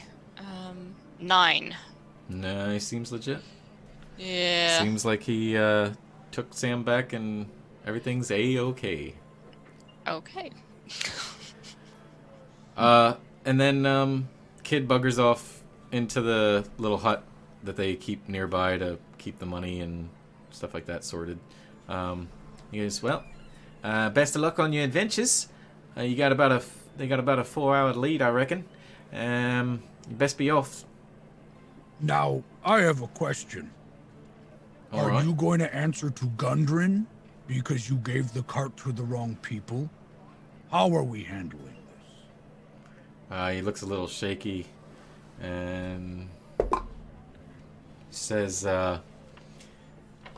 "Well, I imagine if Gundren hired them, then maybe it was you that got the roll into the deal." Sorry, mate. Gundren seemed honest to me. You seem not so much. Oh, Are you sure there's nothing else you can tell me? I stand insulted, sir. I'm a stable master. I've been running this business for over 20 years. I wouldn't lie to you. And you're doing what? I'm thinking about intimidating him just to see if we can get him to crack. Okay, go for it. And what are you saying to him? I rolled a 13. I'm questioning why he would give an entire cart away to people who may or may not. Like, if he's seen Gundren yesterday, wouldn't they have spoken about who is coming for the cart tomorrow? That's a good question. You're asking this? Yes. Okay. And somehow I'm trying to intimidate him with questions. You rolled a 13. He rolled a 17. So he just says, I don't know what to tell you, mate. The paper seemed legit. They said he hired him. I let him take it. Well, Like I said, will be You got sure Pete to- and Repeat here. They can get you caught up, no problem. They Well, don't look yeah. very fast. I mean, Yeah, but they just horses. They got a cart. That's probably slowing them down, right? But I mean, I like Repeat. He's a really nice horse. No, I'm kidding. You're sure that Samuel's okay, right? Yeah, yeah, of course. Seems fine. You look at Repeat as you're saying I like Repeat, and Yeah. he's staring at you with one eye looking at you and one eye looking for you. I will be sure to tell Gundren of this, regardless of what happens. Yeah. Right, okay. Well, that's not a problem. I'm sure we can sort that out. I'm gonna try intimidation and just go, you wouldn't be lying to me, would you? Guess that's intimidation? Sure, roll for it. No, I got a 3. He rolled a 7. I don't like these dice anymore. You almost cracked him. He rolled a 7, but no, he stands firm and yeah, he says, hey, yeah, I wouldn't lie to anybody. Okay. And would I be able to do a perception check on the stable just to make sure there's nothing funny and it's maybe... If you want to look around, sure, go, give me a roll and tell me what, like, anything specific you're looking for. I'm just trying to find like another clue or maybe something that Yeah, just roll. maybe when somebody dropped something on accident while they were taking the cart. Yeah, roll for it. 21. Okay. You find a very fancy feather that looks like it would go to somebody's outfit or something. Oh, I know why. Do need I to have turn on like lights. special scent? Like, can I smell it and know maybe where it's been or around if there was an area that had pungent odors within the last 24 hours? Give me a survival check. That, I don't know if Okay. that's right, but you're smelling it, so... Well, 12. It smells like potpourri, but the type that fancy men wear. That you've come across some in your past with your escapades of your travels. There's been some that you've not the same precise smell, but something similar, like, oh, this is fancy man spray. This smells like fancy people. I need to step away and turn on the light because it just got dark in here. Sure. I mean, you're showing up fine. So he basically says, "Well, look, mate. If we're not doing any more business, then I gotta attend to me customers. There's a line starting here." And you look over, and sure enough, there's people waiting for his son's actually over there trying to hold him up and like waving him over, like, "Come on, Dad! Like we gotta help the customers." All right. So he buggers off, and you have Pete and repeat. And, it's up to you whether you hit the road or whatever you want to do.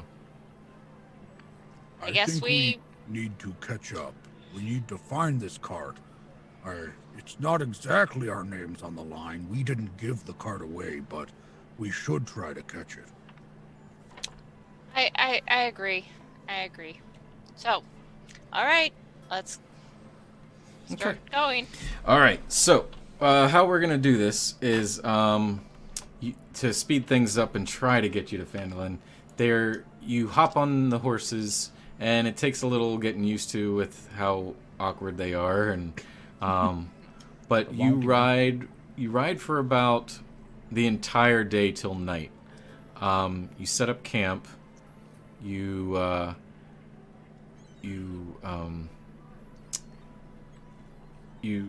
set up a fire off side of the road about 20, 30 meters off, where it's close enough that you can see danger and stuff, and you in a little bit of a vantage point. And the snow's picked back up within this time. There's about surprisingly like a foot of snow. The weather's not too bad. You have the clothes that you can wear to keep you warm. And in the middle of the night, as you were taking shifts, just to speed things up, you noticed. Let's just roll for perception, and whoever is higher, it will just say is the one that's staying up. 17. 13. All right, so yeah, Makofi being the gentleman, you would have taken the first watch, and as Sanri is drifted off into sleep, you get your little blanket thingies and nearby, and a dugout spot to do the fire, and a little cove and vantage point. But you do notice as the night goes by, 3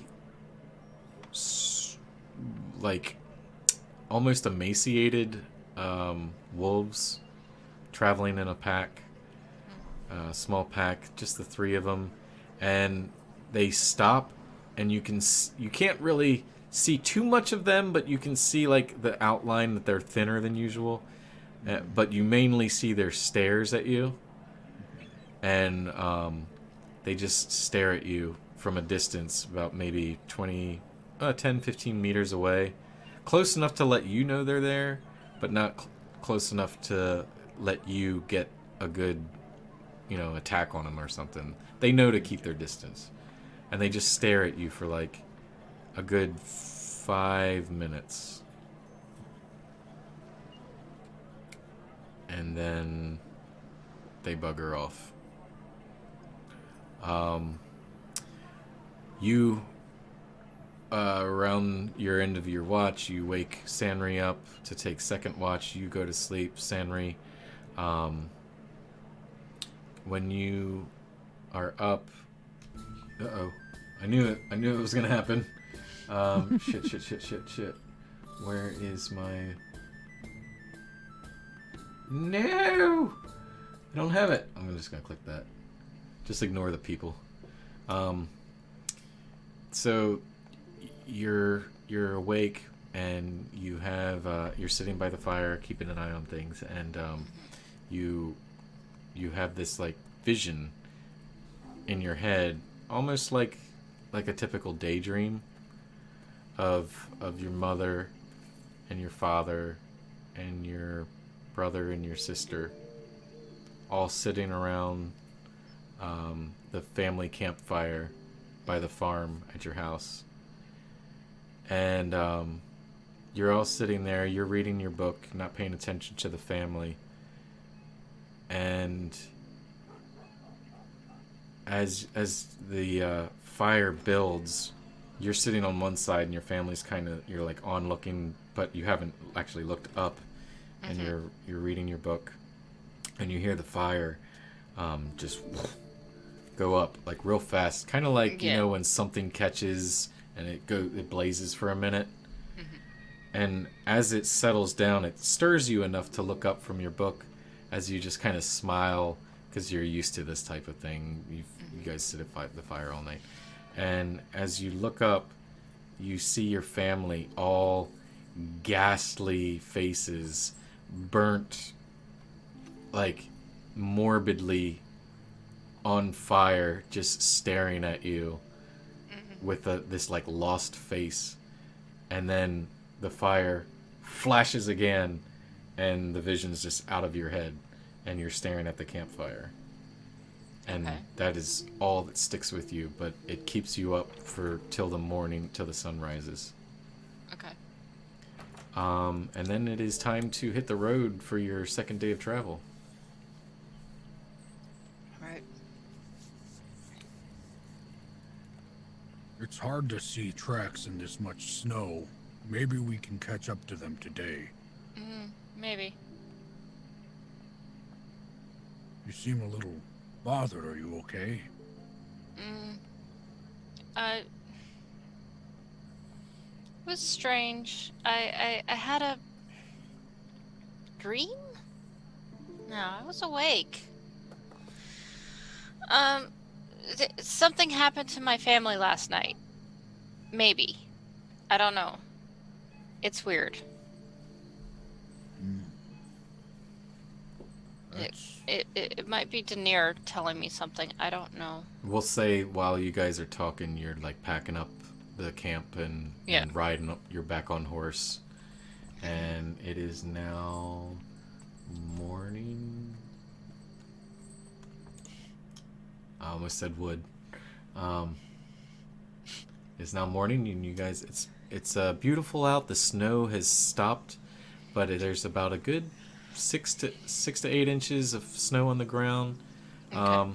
You notice that even though it's just dusk. Is that, am I right? Is it dusk? Dawn. Dawn. Damn it. I always get it backwards because of the movie From Dusk Till Dawn, and I'm like, it's backwards, you son of a bitch. So it's dawn. And but you notice there's wagon trails and horse prints and stuff. Nothing too fresh, but as you're traveling, make a perception check as you have traveled about maybe an hour or so down the road. 3. 15. 15. All right. So Makofi, you're traveling on the back of Pete and Sanri as Repeat is doing his normal thing. It's enough to catch you out of your daze of what's been bothering you, and you notice about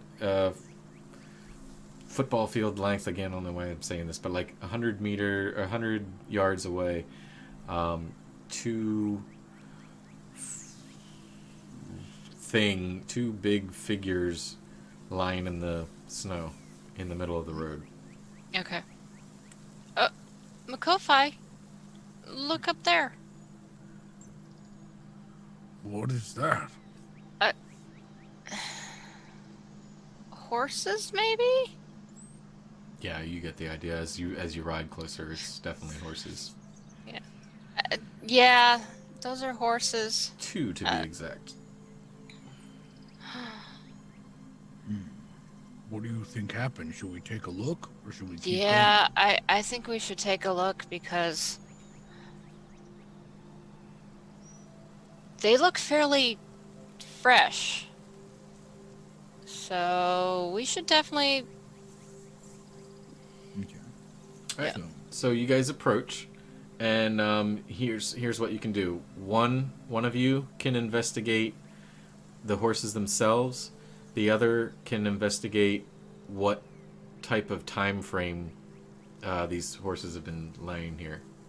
So you call the shots, whichever one you want, but go ahead and roll investigation, both of you. I have a +0 on investigation, so. Okay. Well. I have a +1. I got a 20. So. Well, you're the fucking Detective Makofi. We already know that. We've been over this. I got an 11, so. Okay. All right. I guess I look at the horses and you do the time frame. Does that make sense? Yeah, sure. Yeah. Well, it would probably benefit you the other way around, but we'll Okay, just, well, we can do the other way around. Okay. we'll say that you looked at the horses. I will take the GM's note and do what the GM suggests. Well, no. We'll do it this way because it'll make more sense now. Okay. You look the horses over, Sanri, and you notice in bold, like those iron pressed initials is a GR Okay.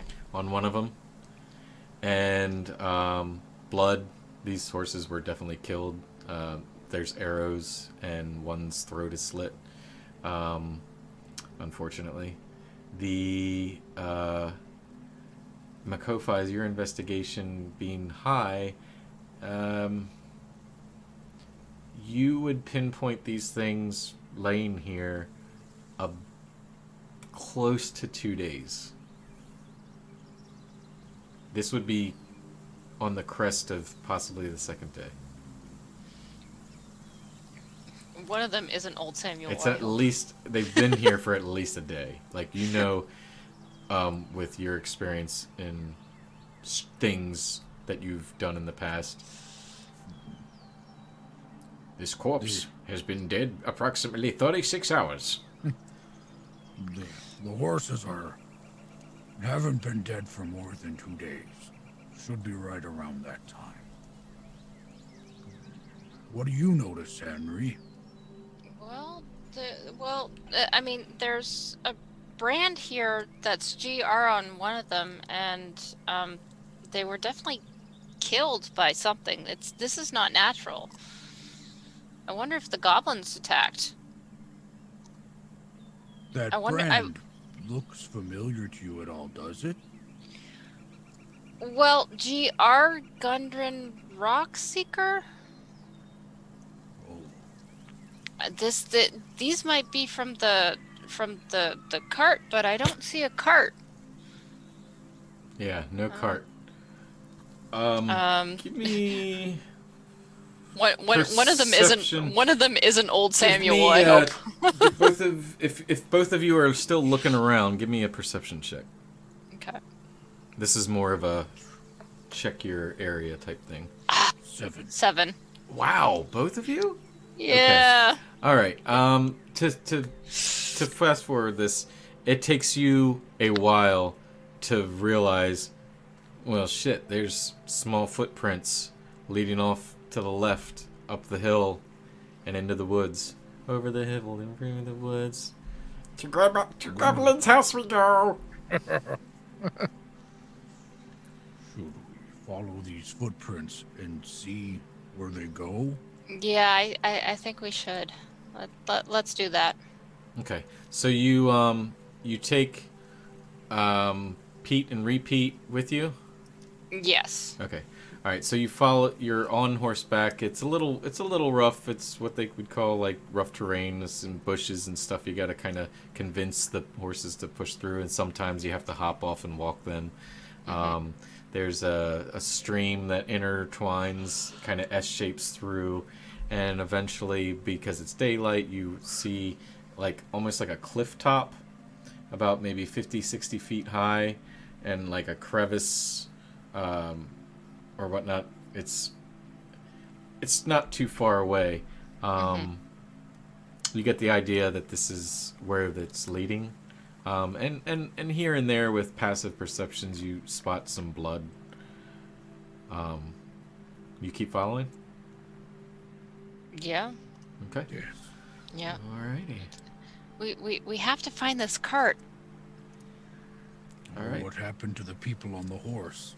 There was no bodies, just horses. That's true too, but I mean, Gundren did say that he wanted everything too. So maybe if we find some of the stuff, he'll give us some money for it. Give me both of you. Give me survival checks. See how well you navigate the trail. I got an 18 plus 2, so I have a 20. Wow. 16. Wow. Okay, yeah, both of you easily done, and not hard to keep the horses on task. So eventually you do come to the actual spot itself, and within 5, 10, 15, 20, 25, 30, 30 about 30, 40 feet, you see a stream leading into this cave entrance. And the cave is about 5, 10 feet wide, but the opening is probably a good 15 feet. Very dark. You can't see in it right away. You would have to get closer. But if you want to both jump on the map if you don't have it open, I'm going to go ahead and bring it up. Woo! And, how many of these blocks can I move at a time? So every block is 5 feet. And can you go diagonal or no? Yes. Yes. Yeah, the way they do it is they like diagonal is 10. Some people do that.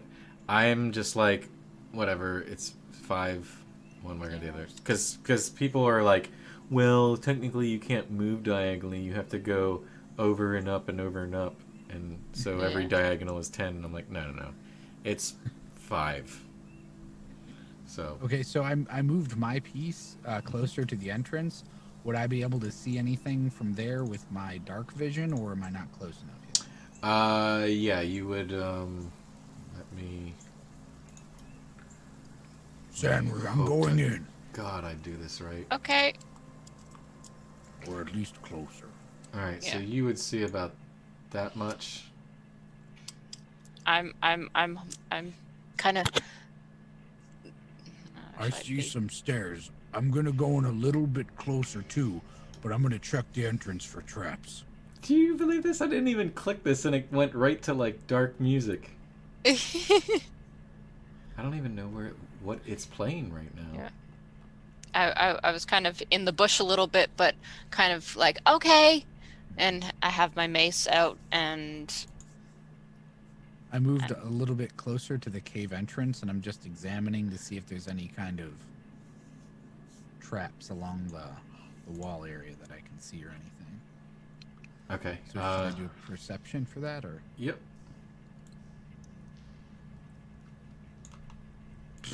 3. Hello. No. You say that? No, I don't. Okay. I'm not saying anything like that, no. Okay. Yeah, you don't see any traps of any sort. But you do see the stream, and it's actually pouring out from the cave. Oh. I'm gonna walk into where the stairs are to see if I can see any more of the cave. okay.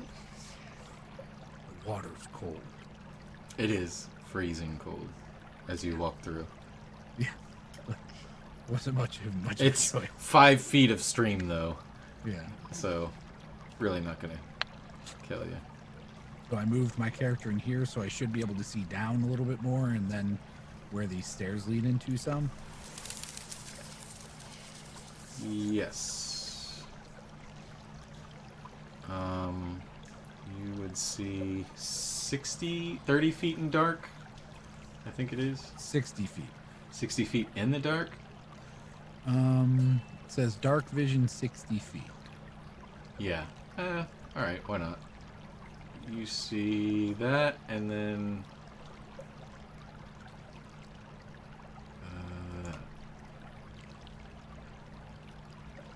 Do Yes. But you would have to guide Sanri, because I think she doesn't have dark vision, right? You're just human? correct. I'm just human. I'm only human! Do you see anything? I see some openings in a bridge down the long vertical way, and I'm in a small, looks like mine shaft myself. Yeah, so what you see actually is when you're standing there, the cliff, it's almost like a cliff. It's a small, very, very, very narrow walkway that goes very steep and up. So you would be kind of like, there's a up way, and then there's a way to go straight. And you can actually see as far as this here, you can actually make that out too, just on the barely Bridge. Yep. I cast light on my mace, so that, on the tip of my mace, so it's like the tip is glowing, so that I've got a Cool. light source. All right, great. Then yeah, are you going up to the right or are you going straight? Because I'm following can't Kofi. you can't see in here yet, even though I unlocked I made it so you can, but you would have to kind of go up to be able to see in. Well, I guess I'll travel this way first, just to make sure there's not something that catches us. Because we can easily run back out. Yeah, sure. If you want to go up and Sanri. Also, you would have seen this area here too, and this is like another off cave tunnel-y, but it looks like there's rocks and other stuff, like definitely rough terrain. If you've heard that phrase used in D&D before, I know you said we all know that you haven't played before, but rough terrain means your travel distance, if you have 30 feet of movement, would be halved. Okay. Because it's like theater of the mind. You're like having to climb over things and shit. Takes more effort than just walking. Yep. Now here, you see a pillar, a stalactite / stalagmite connecting both ends. It's only about 15 feet wide open. Here's that pillar. You see a pile of blood, and I should have put them in here, but you see 3 cages, one here, and one here, and all of them are empty. Uh-oh. These cages are empty, and there's oh, there it is. Some blood on the ground. I wonder what was in the cages. I wonder if they're still here. They may be. Should we turn around and check deeper? Oh, maybe. Okay, let me be in front. Okay. I can take a hard hit. So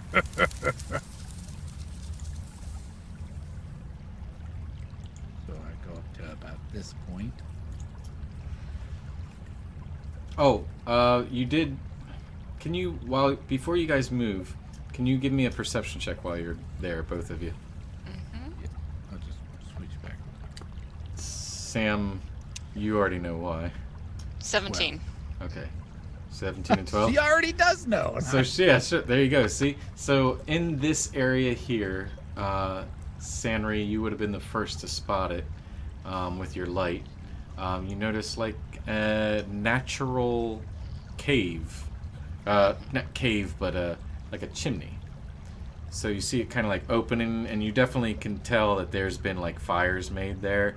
And as you were walking around, we'll just retro this, that you noticed that it did go up.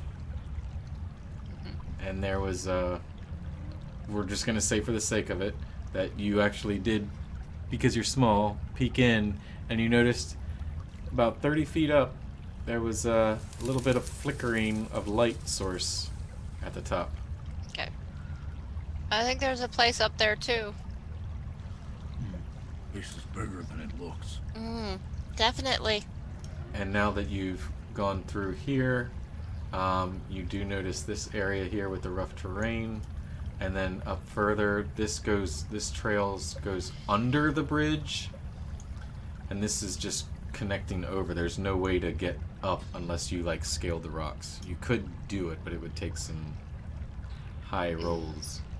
Okay. Can we see any more of that? The rough terrain path. The rough terrain path. Yeah. Actually, with your light and Makofai's dark vision, you would have been able to see. Oh shit! I'm moving the map. Where's the damn cloud? You would be able to see about that much of it before it kind of gets too dark to see. Okay. And We what might about be the able other to path? go up there. That's a good idea. Terrain looks a little rough, but we should be able to make it.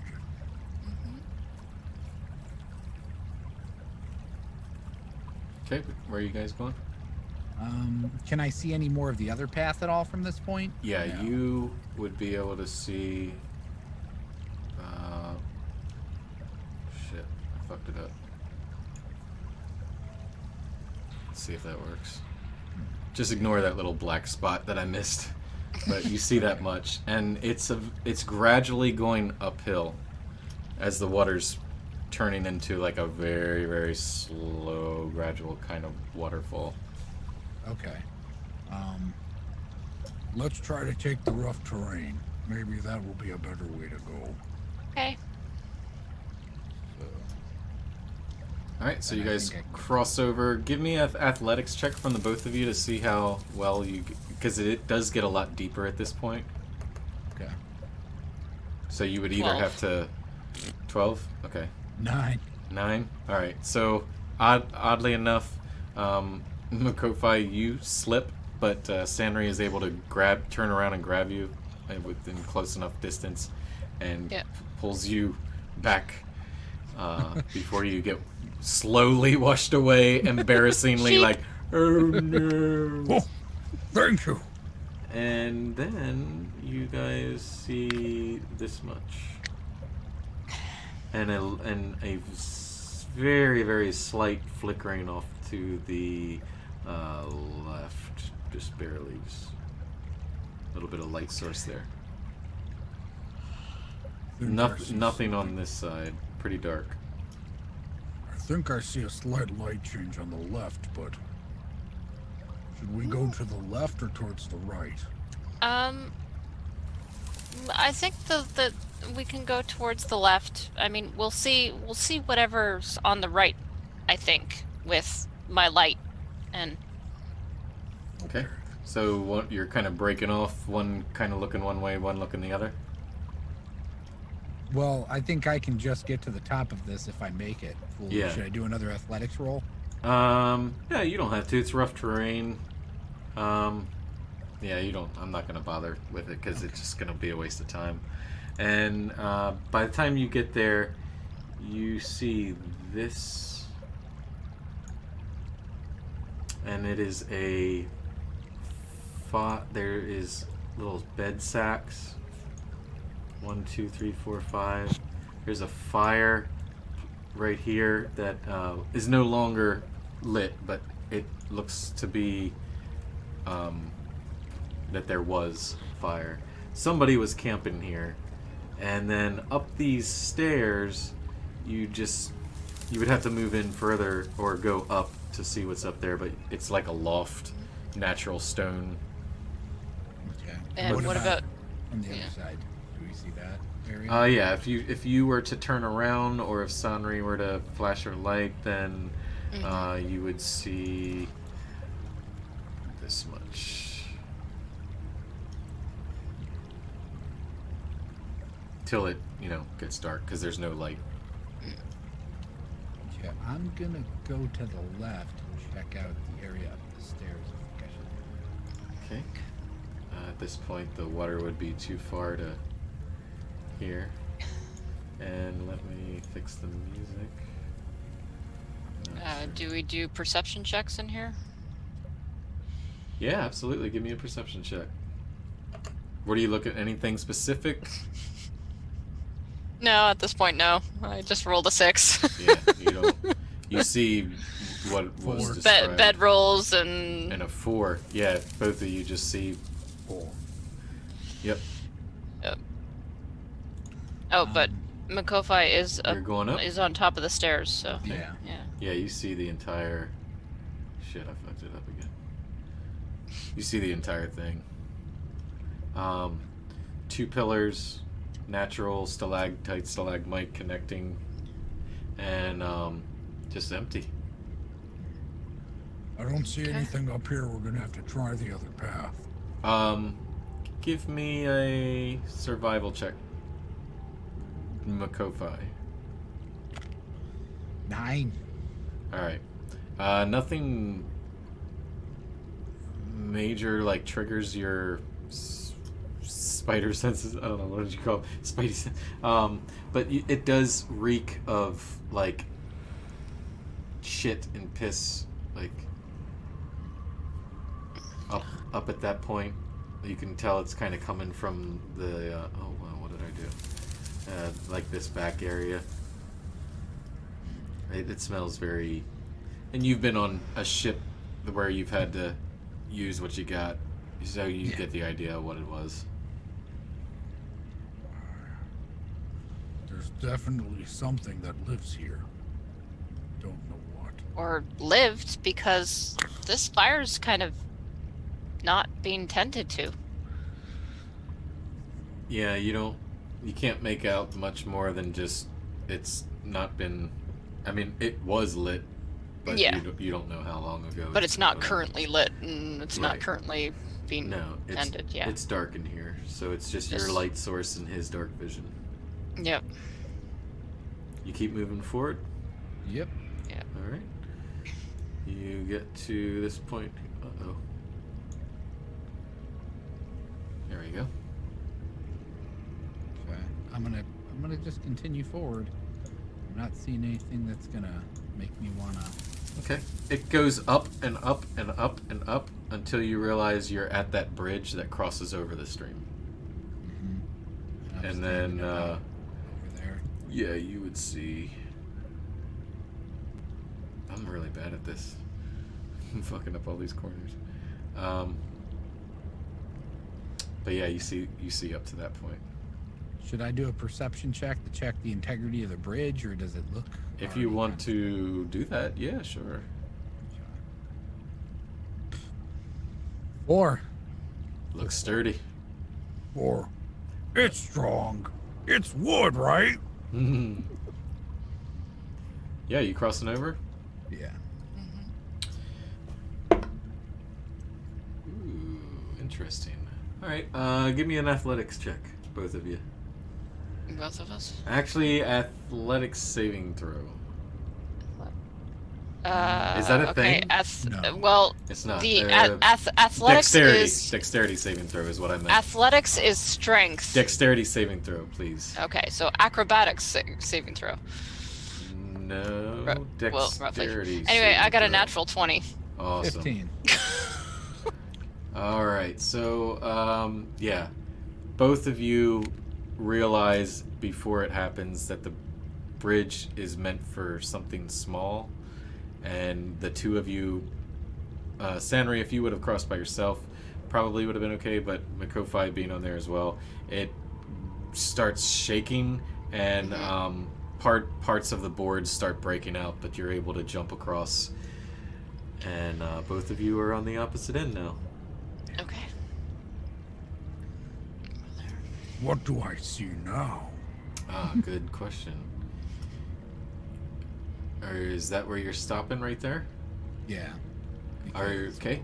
Are you just walking through, or are you stealthing, or what's your game plan?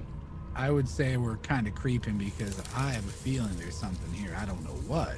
But Alrighty. If you both want to roll stealth, then give me stealth checks, and I think Sanri, you're okay with stealth, right? Yeah, I got a 6. 15. 15. Alright. Probably a good idea to keep Sanri in the back as you poke forward, and you will say, I'm just going to grab your token real quick. You sketch up here to here just so it makes sense that you're seeing this. And you see this entirety with your dark vision. And it's actually kind of lit. It's lit enough that you notice a goblin here and a goblin here in what looks like a really weird situation going on where this pool of water is being dammed up by rocks. Here and here. And they're, this one here is empty, but this one's full. And they're both like working together to like rebuild this dam. And they're talking in Goblin. And you get the idea. Does either one of you speak Goblin? I don't think so. Okay. Then yeah, you Yeah, get the I idea. got Abyssal, Celestial, Common, and Elvish. Okay. For break. Yeah, well, it's 10 o'clock. Do you guys want to take a break, or do you just want to end it here? I'd like to take a break at least. I'm Okay. okay to continue after that, but Yeah, I don't want to push too much longer. If you guys want to do that, we'll come back in like 5 minutes to Yep. just a couple minutes. Okay, cool. Yep. All right. Sorry, I just now saw your message. So, all right. that's okay. I just sent it. We'll be back, Zero viewers.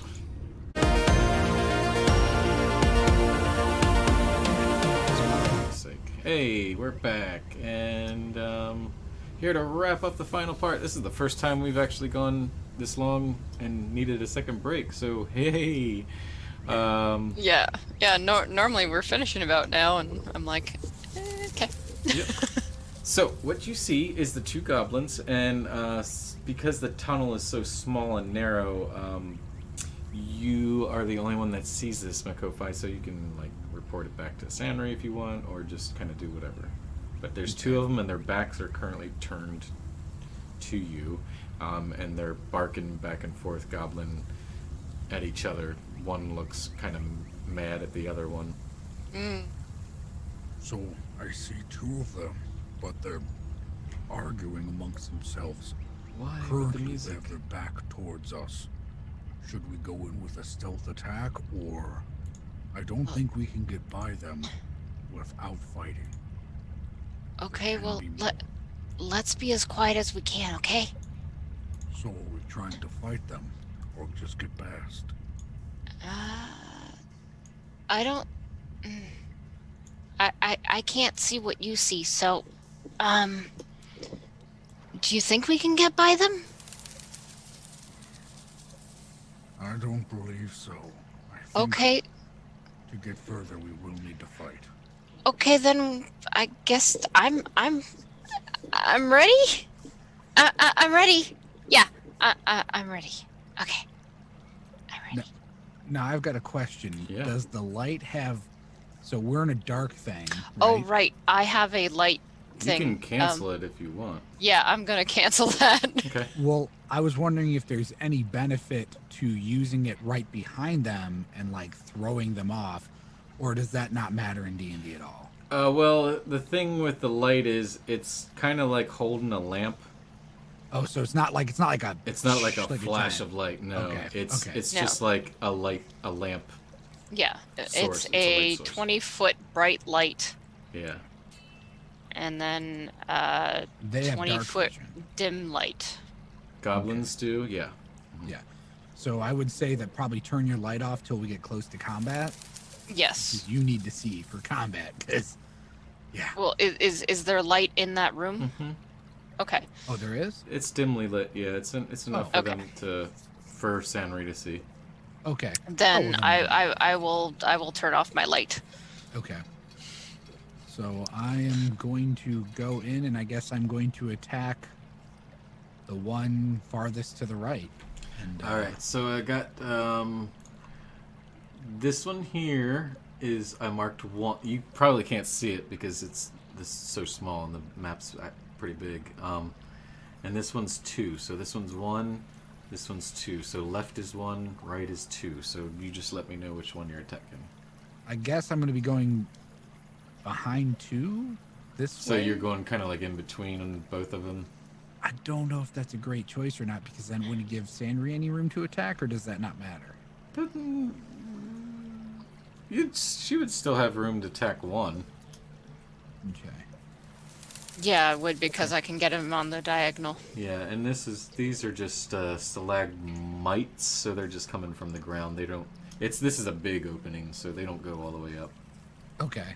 So yeah, I will go behind the one, and then I will start my frenzy, and Okay. go for the attack. All right. Now because you're moving in, they're probably gonna detect you before you get there, so there's no like surprise round. I thought we already did the stealth check just before. That was to get through the tunnels. To sneak up on them, Oh. if you're wanting to stealth, then roll a stealth. Yeah. If you want to do it. I mean, I will. There's nothing to lose. Yeah. No, go for it. If you want to go for it. Sure. Up, nope. It went from a 14 to a 5. Yeah, so no. So I was gonna say they're goblins got good ears, so Good ears. they're highly perceptive. Yeah. So everybody roll for initiative, and I will load up. Oh my god, I hate this dice thing. That too. Like the amount that you get over a 10 is just so low. Sometimes, So low. yeah, it's so it seems. I Um, rolled an 18. Okay, give me 1 second while I pull this up. And I unmuted them again, so I'm going to change this. And alright, you got an 18. You said Sanri, right? Mm-hmm. And Makofi, what'd you get? 2. 2. Wow. Alright, I'm just gonna roll for the 2 of them. That's a 12, 15.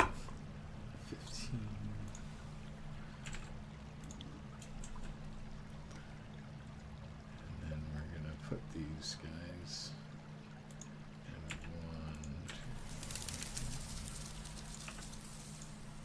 1, 2. Alright. Sanri, you... Well, let's see how we should do this. Because, Makofi, you were rolling in, I'm going to say, to make things go up a little faster, they turn around and hear you and catch you before you have time to attack. So before you're even able to, like, get in combat, like, we'll just say that they caught on and you got to about... I'm going to move your piece about here. And that's where combat, like, initiated. And because Sanri was back further, you know, numbers, dice, you are up first, Sanri. Let me pull up the encounter again. And then the 2 goblins, and then Makofi. Okay.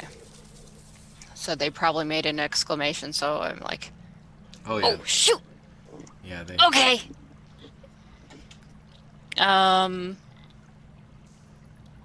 But you know how combat works with D&D. It's like, it might take 10 minutes to do this, but it's really just a matter of seconds, depending on how quick. Yeah. Yeah.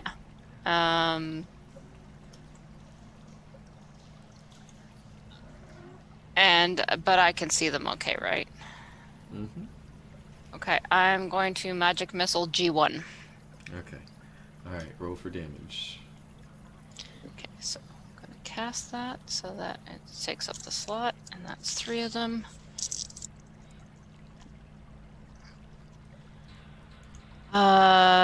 So if I add the +1, that is 5, 3, and 2. So 8, 9, 10. Jesus. Okay, yeah. That one, without even hesitating, you just see these darts just go, these magical darts go straight through his head and his stomach, and he just falls into the empty one. And wow. Yeah, so he And do you even have a bonus action left or no? Yes, actually I You do. So he falls into the empty dam, and he is dead.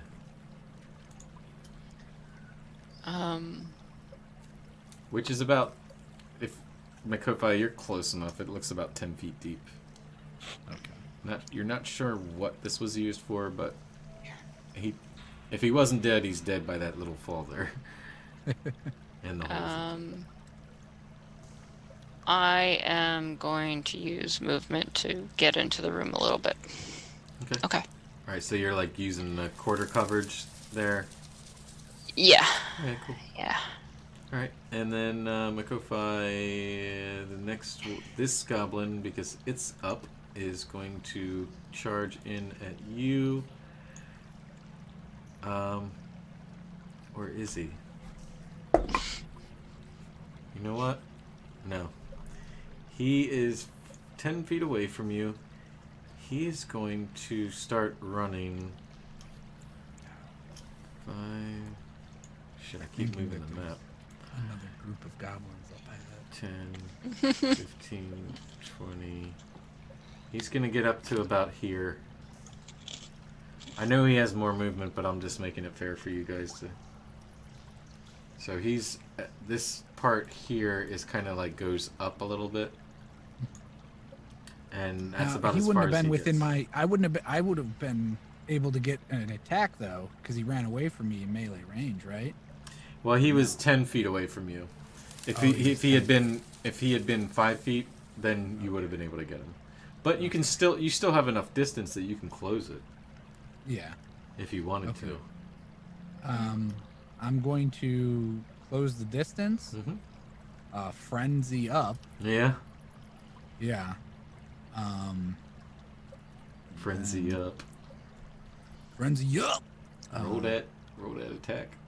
Oh, you're using your axe, I'm assuming, right? Yeah. Yes. It's time to bring out the big guns. So I go for my first attack.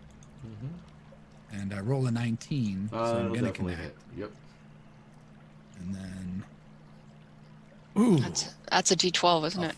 Yeah, I got a. Oh 12 wow, on a D12. nice. Okay. A 15. Yeah. How do you? I want to cleave that bad boy in half. Just Okay. diagonal like I'm cutting a sandwich. All right. No problem. You slice him like deli, and he just.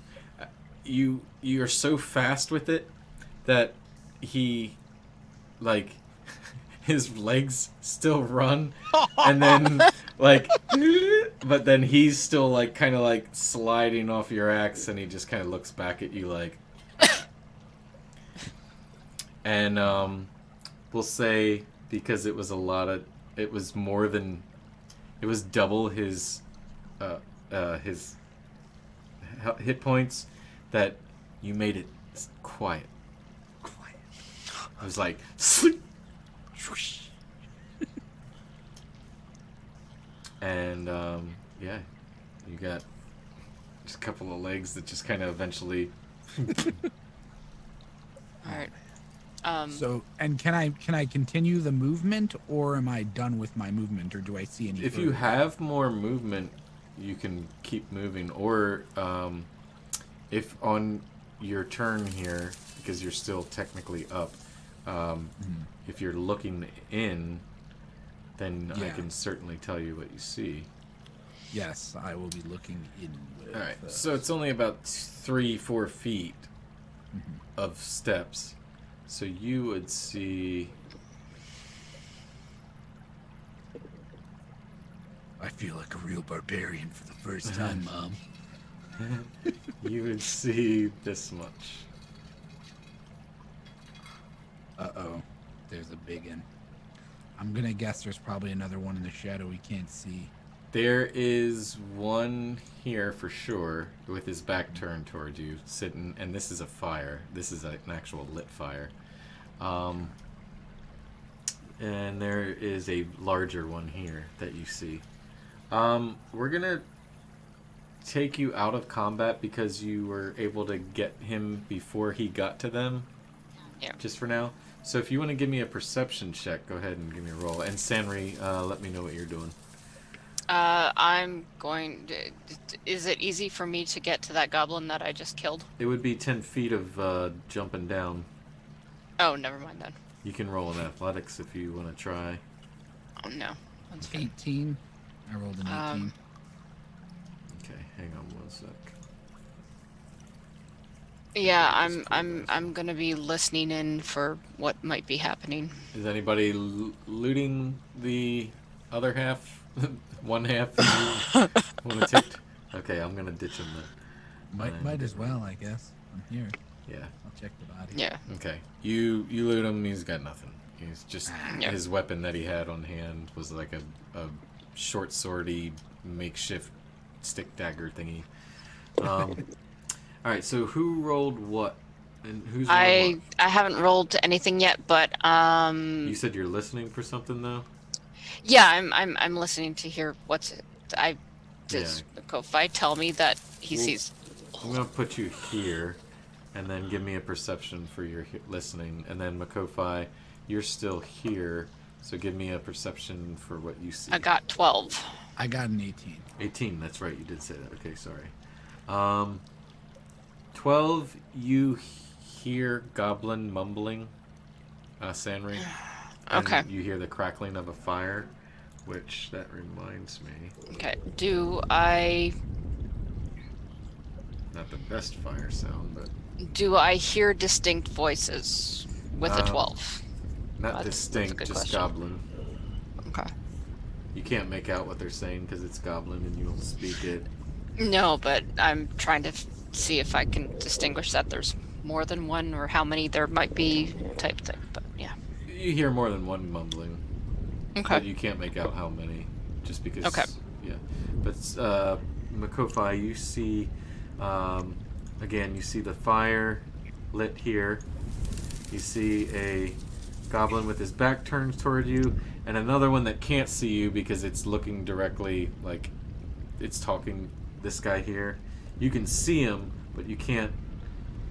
Like, basically, you just see bigger shoulders because this one's in your line of sight, so you know that there is someone here.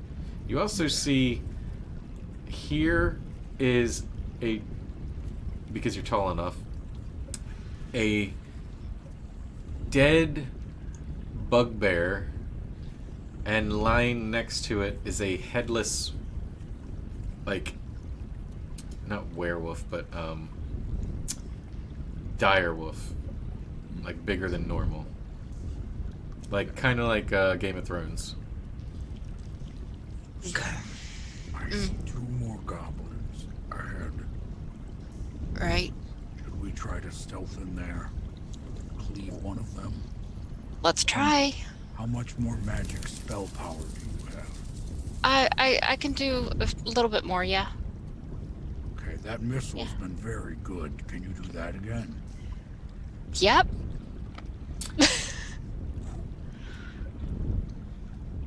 Go in. I'm going to try to do a stealth check again because why not be a stealth barbarian? Okay. Yeah, right. trying to be a rogue now, huh? All right, go for it.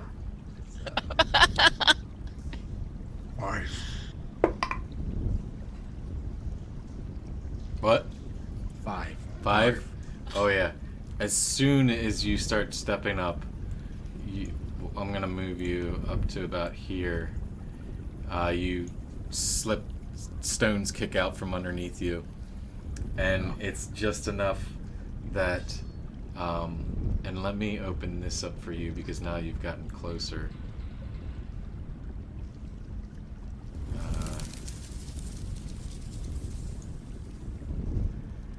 You see 4 goblins and 1 large one all stand up and turn and look at you. Sanri, you're hiding behind Yep. Makofi, so right now they only see you, Makofi. And they all turn and they just All right. It's go time. I mean, we're not getting away from We're, 4 we're, goblins. we're, we're doing initiative right now? Yeah. nobody's attacking yet, but they have their bows and arrows. Two of them on this side here, the furthest from you. This one and this one have bow and arrows locked on target to you. This one has got 2 daggers, looks like a rogue, and this one is a little bit larger with a spiked bat. Okay. And they all kind of stand alert and just look at you and start like shouting, and then the bigger one is kind of like and they stop and they're all just staring at you.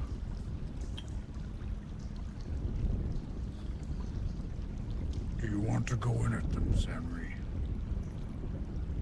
I think that you should just see what they want Because they haven't attacked us yet.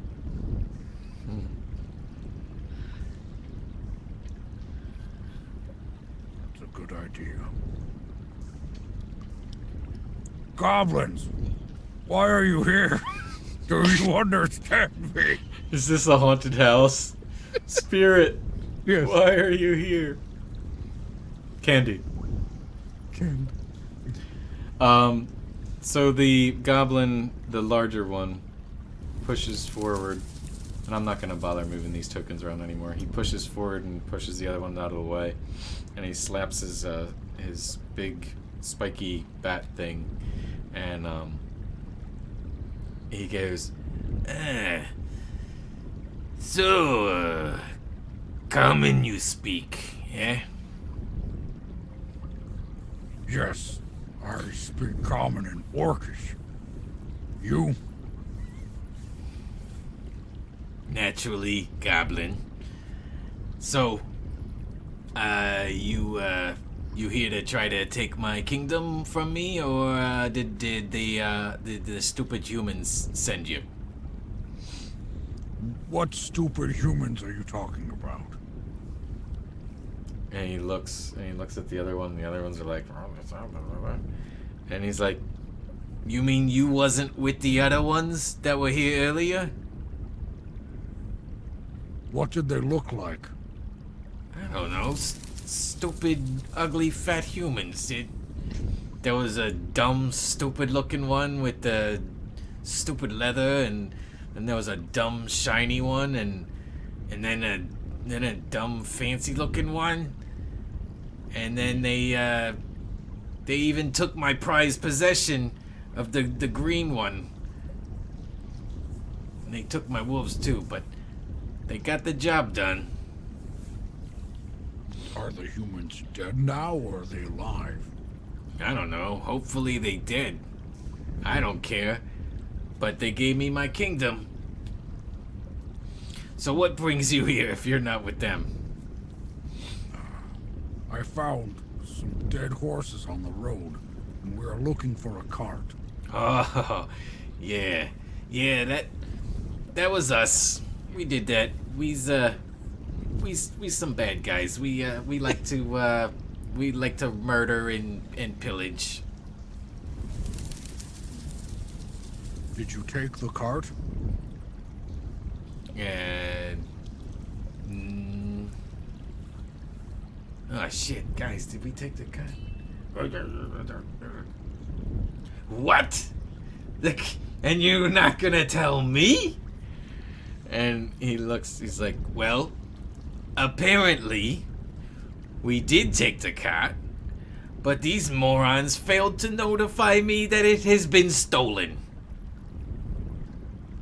So, Stolen? perceiving that they were the ones that did this and took the cart, but somebody recently, very recently, took it from them.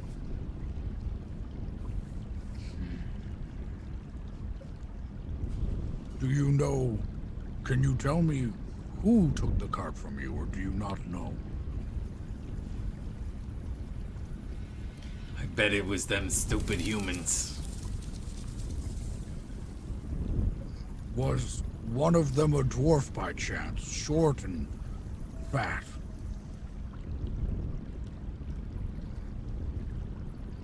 He looks at you.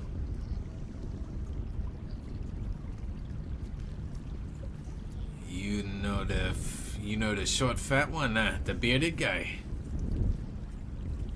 We are supposed to be doing a job for him, but it has been very, how you say, strange.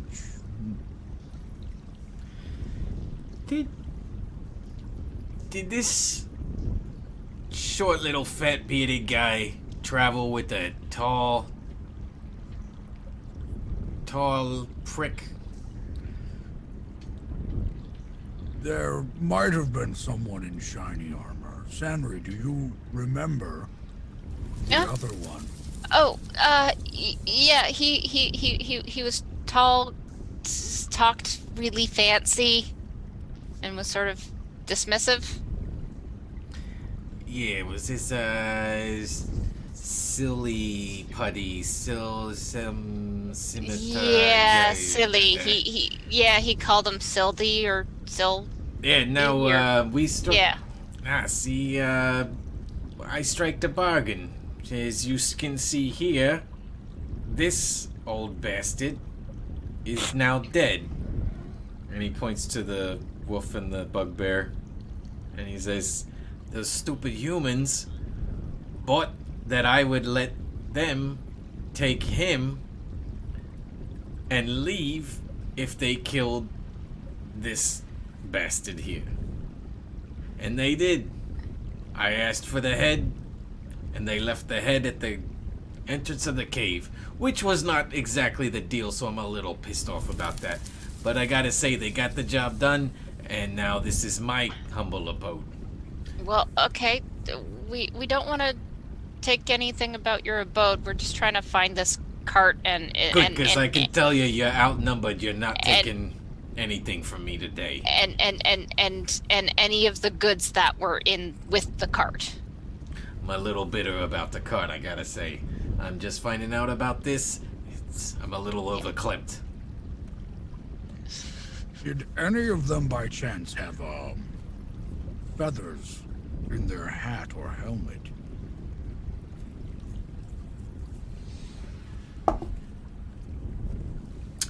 Can't say I remember. It's a little dark in here, pal. So who did they take away? They killed this and then they took some. I had two captives. I had the green one and I had the tall, pricky one. And they, I guess they got the other one out of the cage, and I really couldn't give a shit. Really, that was more his thing. And he points to the dead body. I wanted my kingdom back. So you don't have any of the items from the cart still. They're all gone? I mean, there's some leftovers that stuff that we take, but you would have to pay me a pretty penny to take any of that stuff, or at least bargain me something good. Well, and he walks over to this area here, and you see I'm just gonna turn it not invisible, and you see a thing that says loot. And it's like armory provisions, stuff to make armory, like metals, leathers, stuff like that. It's not a whole lot of use to him, but he knows it's valuable to humans or humanoids. I don't know. I'll give you 1 silver for it. What do you want for that? What do I want? How about you bring me the head of whoever stole the cart from me? No. Miko 5, we have the necklace. Do you think we could trade the necklace for the box? And maybe if we bring that, Gundren will give us the... Wait. What? You got shinies? Hold on. Let me talk to my friend here for a moment. Sandry, the necklace is worth at least 20 gold, and we only get paid the other gold if we bring the cart and everything in it. Oh. I don't know if we would find the cart. You got something to bargain? Huh? Yeah, I don't believe it would be worth either of our time to talk about it. Alright. Then the merchandise stays here. Well, I mean... Hurry up. I got a lot of cleaning up to do, as you can see. And my boys here, as they turn their arrows back at you again, they a little bit light on the fingers, if you know what I'm saying. But Sure. you caught me in a good mood. I got my castle back. I'm happy. Well, But what do I you don't think? make a good host for very long. What if I offer you, I have 1 gold I could give you for the loot? I tell you what, hotshot, you're not much of a bargainer. Let me look at what you got, what the little one was talking about. And he says little one, but he realizes later, like, when you step up closer, you're still taller. Because I'm down the stairs. Yeah. So. See, he thought you were a halfling at first, and he's like, oh. Henry, should we show him the necklace? Because if we do, I don't know if they will be, not hostile to get it.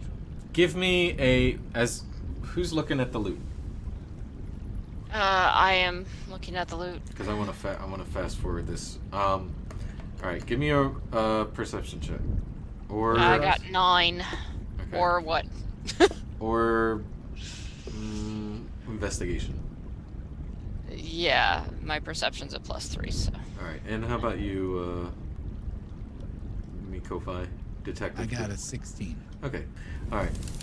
You look at the equipment. Being a pirate, you've stolen stuff like this many, many times, and you know that's worth a lot more than 20 gold. Oh, okay. Well, it's different then. Not a huge significance, but you would be making out, but the goblin doesn't know any better. Oh, so we'd at least make our quest gold of about 40 gold, or is it worth a little bit more? Well, the necklace you have is 20, and the box of loot is worth at least double that. But the goblins don't know that because it's just junk to them. They know it's valuable, but they don't know how much it is. Okay. Should we try that? I guess so. So this is a necklace we found. As you can see, it's a quite nice pearl necklace. Here you go. And Don't give it to them the until little you one, get. I said take a look. I did not say you could take it. the little one comes and tugs on it, and it goes, give. I reach around and slap his hand. Whose hand? The goblin's hand. He yells out, and then they all cock their arrows at you. And he goes, I wouldn't do that if I were you. Now bring that thing over to me. Either you bring it, or my friend is gonna bring it. Either way, somebody's about to lose a hand. No touch until bargain. I have to see the merchandise, sweetheart. That's We'll show fine. you it. So you're bringing it over to him? Yeah, so I walk Okay. over to him. All right. We'll march you in here, and there you go. And this one is definitely now interested in you, Sanri.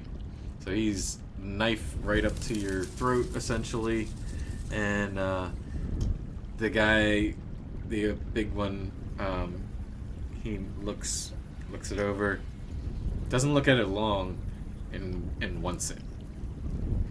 Kind of like Schmeagol. My precious. And he goes, even, and like you can see the excitement in his eyes, like even trade. I'll let you walk out of here alive. You can take the loot. Even trade. You have yourself a deal. Okay. All right, and then just mark down if whoever wants to take note of it. I'm gonna take this off the map that you have. One small crate of armory goods, just something, whatever you want to put on there. I'll know what it is next time we play. And he seals the deal.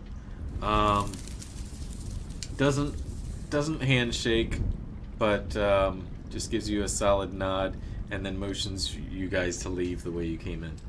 Yep. Works for me. Okay. Okay.